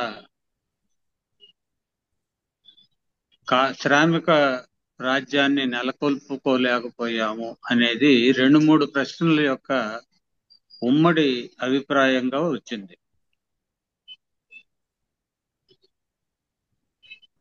దీనికి చాలా కారణాలు ఉన్నాయి అనేది అందరూ ఏకీభావంతో అనుకుంటున్న విషయం. లోతైన చర్చ మాత్రం ఎందుకనో తగినంత మోతాదులో జరగలేదు అని నేను అనుకుంటున్నాను. ఎందుకని మనకి 100 ఏళ్ళైనా కూడా, ఉదాహరణకి రష్యా వాళ్ళది కనుక తీసుకుంటే, కమ్యూనిస్ట్ పార్టీ ఏర్పడింది, విప్లవం సాధించింది, మధ్యలో యావరేజ్ టైం 25 ఏళ్ళు ఉంటున్నది. చైనీస్ వాళ్ళది కూడా అంతే, 25-30 ఏళ్లకు మించి ఉండడం లేదు. మనం 100 ఏళ్ళు అయింది, 20లో ఏర్పాటు చేసుకొని, ఒకళ్ళు 20 అంటారు, ఇంకోళ్ళు 25 అంటారు, 21, ఏదన్నా కానీ 100 ఏళ్ళు చిన్న విషయం ఏం కాదు. నా వరకు స్థూలమైన అభిప్రాయం ఏమంటే, ఒకటి, భారతదేశము చాలా వైవిధ్య భరితమైనటువంటిది, చాలా కాంప్లెక్స్ సొసైటీ. ఈ కాంప్లెక్సిటీని పూలలో దారంలాగా కలిపి ఉంచే ఒక సూత్రీకరణ ద్వారా కలపడం, అది కాస్త కష్టమైనటువంటి విషయంగా ఉంది. అవుతుంది, ఎప్పటికైనా అవుతుంది, మనం ఆ హోప్తో ఉంటాం. బట్ కాంప్లెక్సిటీ ఉన్నందువల్ల దాన్ని కలపడం ఎలాగా అనే దగ్గర వివిధ అభిప్రాయాలు, భేదాభిప్రాయాలు ఇవన్నీ కలగలిసి ఆలస్యమైంది. భేదాభిప్రాయాల్లో కమ్యూనిస్టు పార్టీలు చాలా ముక్కలైనాయి. సోవియట్లోనూ అయినాయి, చైనాలో కూడా అయినాయి, కానీ ఇన్ని కాల. మన దగ్గర జరిగినన్ని విభజనలు ఆ పెద్ద దేశాల్లో కాల. దానికి చారిత్రక కారణం ఉంటుంది, లోతుగా విశ్లేషించాలి. మూడో అంశం, మార్క్సిజాన్ని మనం చదివినట్టే పెట్టుబడిదారుడు కూడా బాగా చదువుతాడు, విరుగుళ్ళు కనుక్కుంటారు. ఆ విరుగుళ్ళలో ఒకటి పార్లమెంటరీ భ్రమ. 150 సంవత్సరాల నుంచి ఆ విరుగుడిని కనుక్కొని బాగా అమలు చేస్తున్నందువల్ల వాళ్ళు కనుక్కున్నట్టుగా విరుగుడు ఫైనాన్స్ క్యాపిటల్కి కానీ, మతతత్వ శక్తికి కానీ, ప్రలోభాలు పెట్టేటటువంటి వాటికి కానీ, వీటన్నిటిని తట్టుకొని విరుగుడిని లెఫ్ట్ కనుక్కోవడం వాళ్ళంత ఉధృతంగా లేదు. కులము అనేది కూడా ఒక ఫ్యాక్టర్. దీనికి సామాజిక కోణము, రెండవ వైపు ఆర్థిక కోణము రెండు ఉన్నాయి. ఆర్థిక కోణాన్ని మాత్రమే పట్టుకుంటే సామాజిక కోణం మిస్ అవుతా ఉంది. ఈ రెండింటిని కలిపి శ్రామిక వర్గ ఉద్యమంతో మమేకం చేయటం అనేది ఈ రోజు ఉన్నటువంటి నీడ్ ఆఫ్ ది అవర్. కేవలం సామాజిక కోణం పట్టుకుంటే చాలదు, లేదా కేవలం ఆర్థిక కోణం మాత్రమే పట్టుకుంటే చాలదు. ఈ రెండింటిని మిళితం చేయాలి. చేయడమే కాకుండా ఐడెంటిటీ పోరాటము అనే దానికి తగిన గౌరవం ఇస్తూనే విస్తారమైన శ్రామిక వర్గ పోరాటంతో ఇది కలవాలి.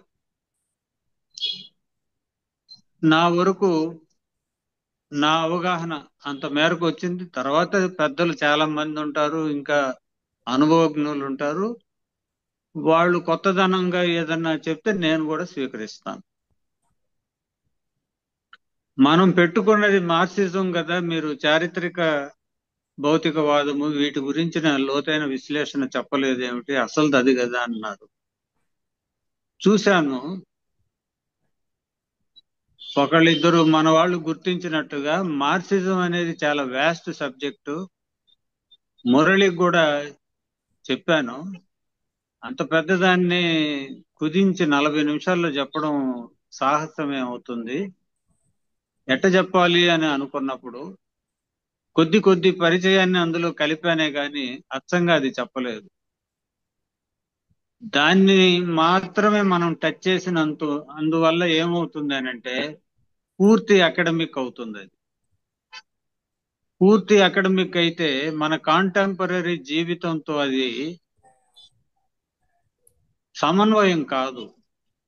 మన జీవితాన్ని కరెంట్ పొలిటికల్ సిచ్యువేషన్ కలిపి చెప్తూ ఉంటేనే కొంచెం ఇంట్రెస్టింగ్ గా ఉంటుంది. లేకపోతే అచ్చంగా అకాడమిక్ గా పోయినప్పుడు కొంచెం బోర్ కొట్టినట్టుగా అనిపిస్తుంది అని అనుకున్నాను. అందుకని దాన్ని తగ్గించి అన్నిటిని కలిపి చెప్తే కుదురుతుందని అనిపించింది. ఫ్యూడలిజం అని అంటే లక్షణాలు ఏముంటే ఫ్యూడలిజం ఉన్నట్టు? ఫ్యూడలిజం బేసిస్ ఏమిటి అని అంటే భూమి ప్రధానమైన ఆస్తి వనరు భూస్వామి దగ్గర ఉంటుంది. కొంత భూమిని రైతాంగం దగ్గర ఉంటుంది, కొంత భూమి భూస్వామి దగ్గర చేయాల్సిన పని అయిపోయినాక రైతు పని చేసుకోవాలి. కూలికి రావాలి అని అంటే ఆ భూస్వామి పొలంలోకి కూలికి పోవాలి. బానిసలాగా హక్కులు లేకుండా కూలికి పోయే వ్యక్తి కూడా బానిస యొక్క ఆస్తి అనకుండా కొద్దిపాటి స్వేచ్ఛ ఉంటుంది కూలి వాడికి. ఏ రోజు కూలి డబ్బుల రూపంలో గాని ధాన్యం రూపంలో గాని కొలిచి ఇస్తారు. ఇది భూస్వామ్య ఎకనామిక్స్ లో ఉన్నటువంటి ముఖ్యమైన అంశం. రెండవది కౌలు. ఎత్తు కౌలు భూస్వామి తీసుకుంటాడు, దాన్ని సాగు చేసుకునే వ్యక్తి తక్కువ తీసుకుంటాడు. భారతదేశంలో ఇప్పటికీ కూడా ఈ భూస్వామ్య వ్యవస్థ యొక్క ఇన్ఫ్లుయెన్స్ ఉన్నది. పంచాయతీ ప్రెసిడెంట్లు, నీటి సంఘం కార్యదర్శులు, అధ్యక్షులు, విద్యా కమిటీ చైర్మన్లు, వీళ్ళంతా కూడా ధనిక రైతాంగం నుంచి ఉండేవాళ్లే ఉన్నారు. వాళ్ళ ఇన్ఫ్లుయెన్స్ ఉన్నది. పెట్టుబడిదారుడు ఎన్నికల్లో డబ్బులు పెట్టగలడు కానీ ఓట్లు సంపాదించాలి అని అంటే వీళ్ళ ద్వారా వీలవుతుంది. పెట్టుబడిదారుడు ఎలక్టరల్ బాండ్స్ ఇవ్వగలడు.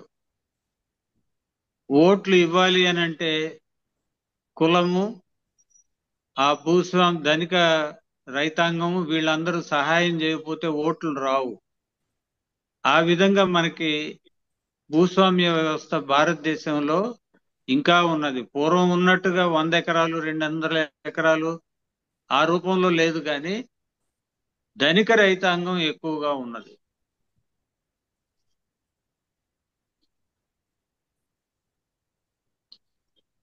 సోషలిజం అనే దానికి సూత్రం ఏమిటి అనంటే శక్తి కొద్దీ పని, పనికి తగ్గ ఫలితం.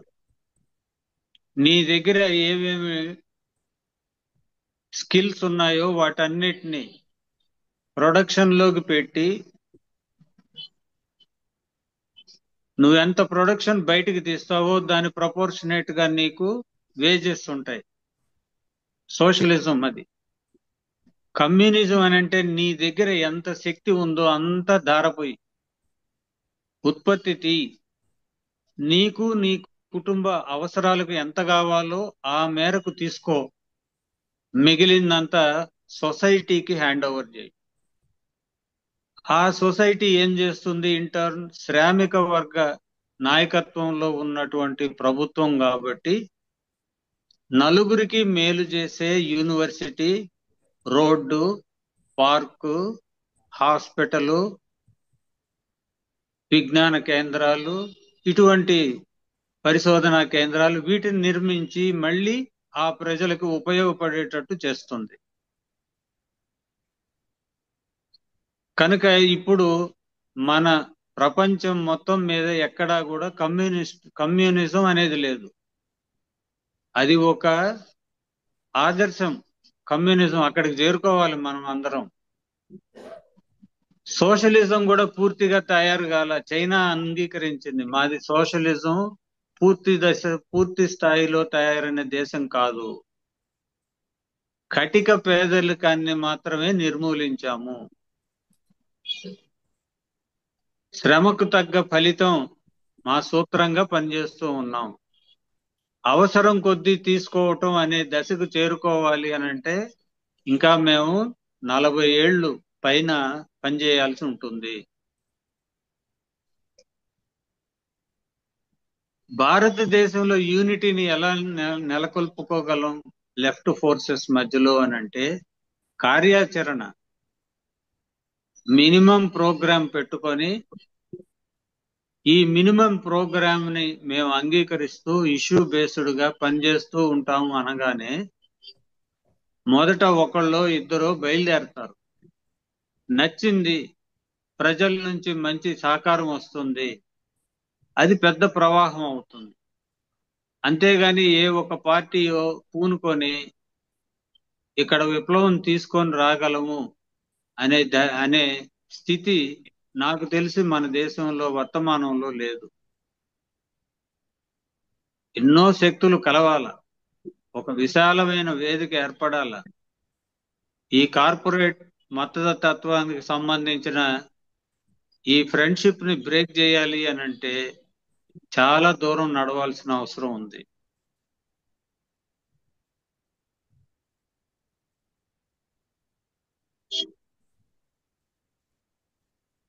ఇంతవరకు నేను నోట్ చేసుకున్న వాటిలో వచ్చినాయి. ఇంకా ఏదన్నా ఉంటే మీరు అడిగిన దాన్ని బట్టి చూద్దాం. Thank you sir. ఒక్క విషయం ఏంటంటే నార్మల్ గా మేము డైలాగ్ స్టార్ట్ చేసిన తర్వాత ఒక round of question and answer sessions ని అలౌ చేస్తాం. అయితే డాక్టర్ సురేష్ గారు మళ్ళీ హ్యాండ్ రైజ్ చేశారు.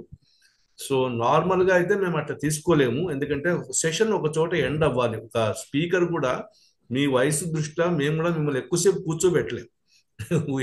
we have our own responsibility towards you also, and Marxism అనేది nobody expects that it can be understood in an hour session. ఇప్పుడు నా వరకు నేను దాదాపు ఒక 30 పుస్తకాల దాకా చదివి ఉంటాను. 30 డిఫరెంట్ ఏరియాస్ అయినా ఎన్నో సమస్యలు ఉంటాయి వాటిలో. అందువల్ల నేను చెప్పేది ఏంటంటే సురేష్ గారు, డాక్టర్ సురేష్ గారు, let the question be very simple as possible please. Yeah, thank you very much, sir. I respect your norms and I appreciate your concern for the speaker as well as for the entire session. నేను ఎక్కువ time తీసుకున్నా. I just want to record my dissent with due respect to Dr. Nageswararao గారు. పెట్టుబడిదారీ వ్యవసాయం పట్ల marks capital volume 3లో చాలా సమగ్రమైన విశ్లేషణ చేశారు. జెనిసిస్ ఆఫ్ క్యాపిటలిస్ట్ ఫార్మర్ అనే ఒక అధ్యాయం అంతా వ్యవసాయ రంగంలో పెట్టుబడిదారీ విధానం ఎలా పెరుగుతుంది, ఎలా ప్రవేశిస్తుంది వివరించి ఉన్నారు. దాని ప్రకారం చూసినప్పుడు డాక్టర్ నాగేశ్వరరావు గారు చెప్పిన వివరణ కొంత భిన్నంగా ఉంది. సో అంత మాత్రం చెప్పి నేను విరమించుకుంటున్నాను sir. Thank you. Okay, so disagreement or difference of opinion మీద మనమే పెద్ద చర్చకు మళ్ళీ ఫర్దర్ గా పోక్కర్లేదు. This are all part of a democratic structure.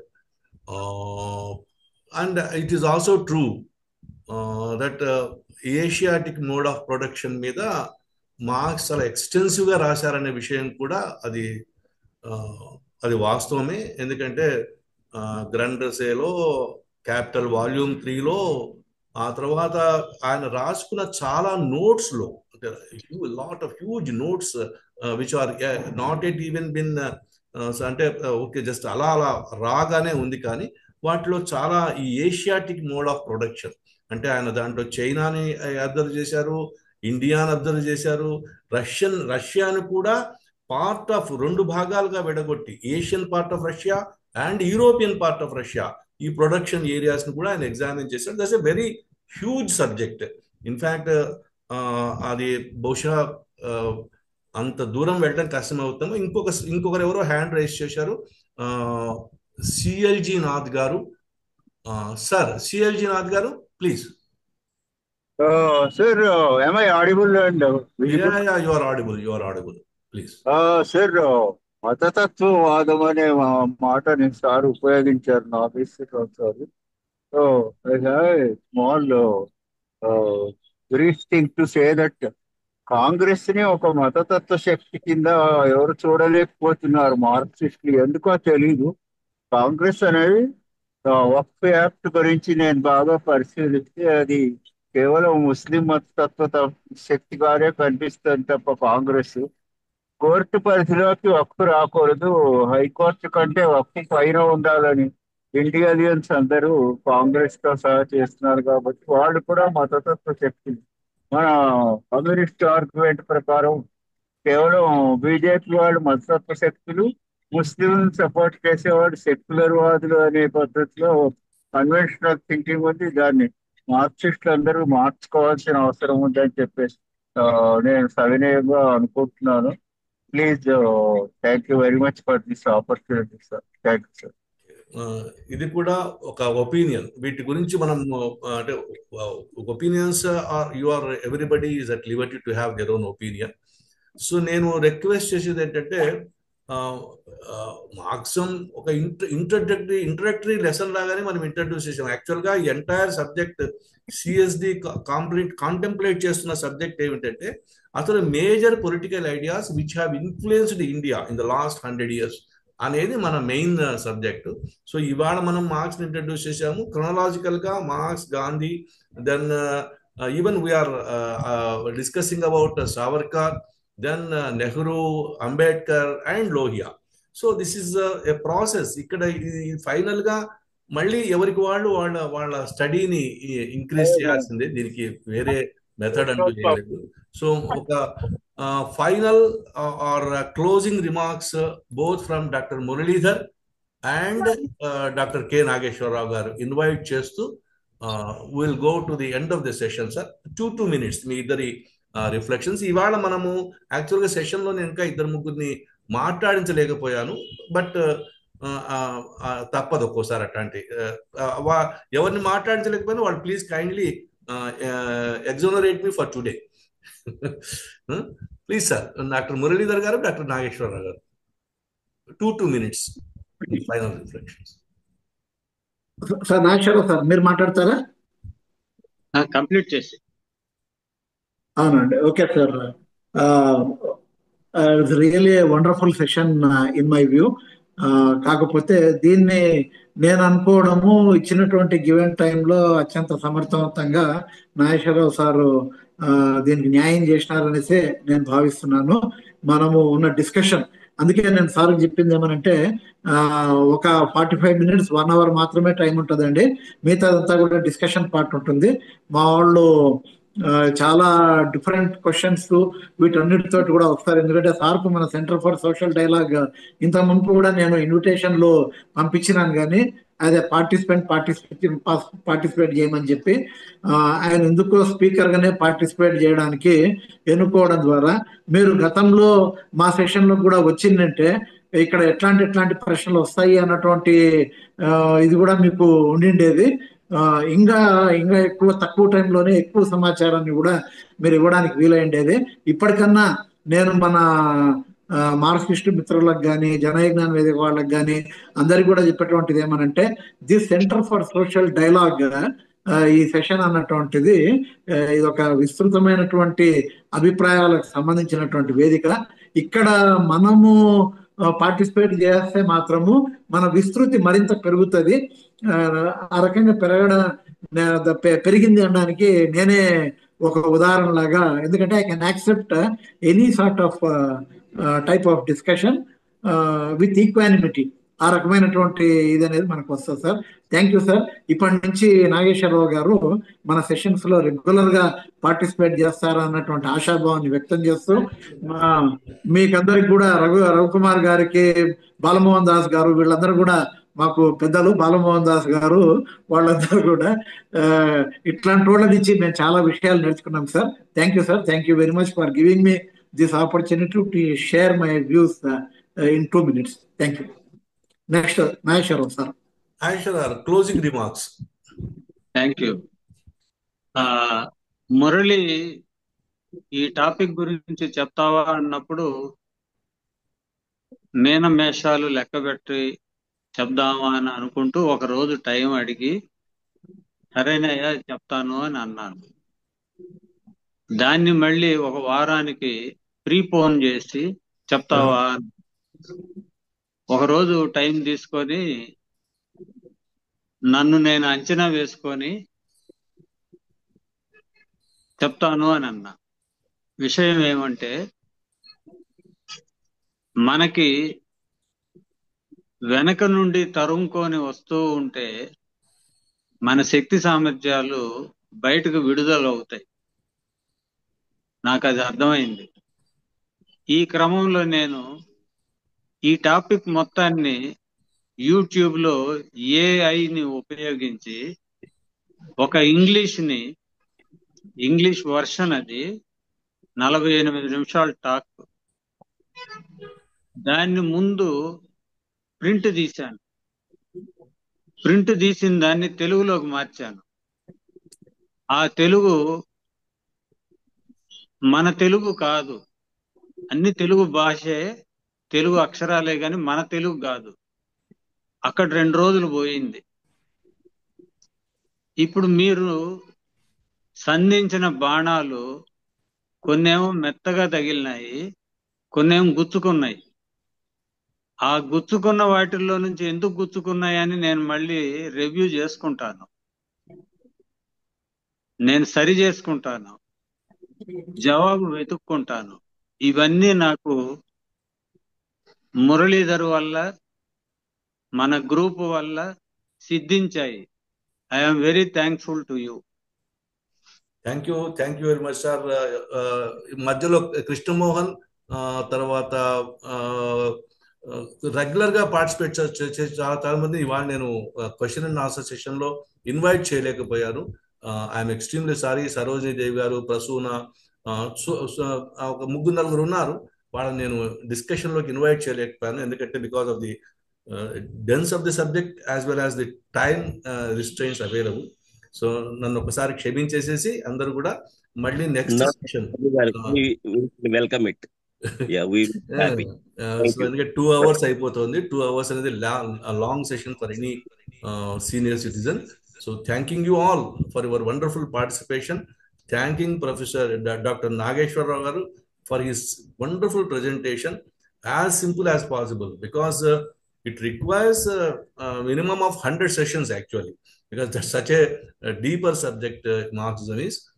So, however, I thank very much Dr. Nageshwar Rao garu for his wonderful way of dealing the subject matter. I also thank Dr. Muralidhar garu for introducing a wonderful speaker for us. Thanking you all for today. Have a good remaining day. Thank you all. Thank you. Thank you, sir.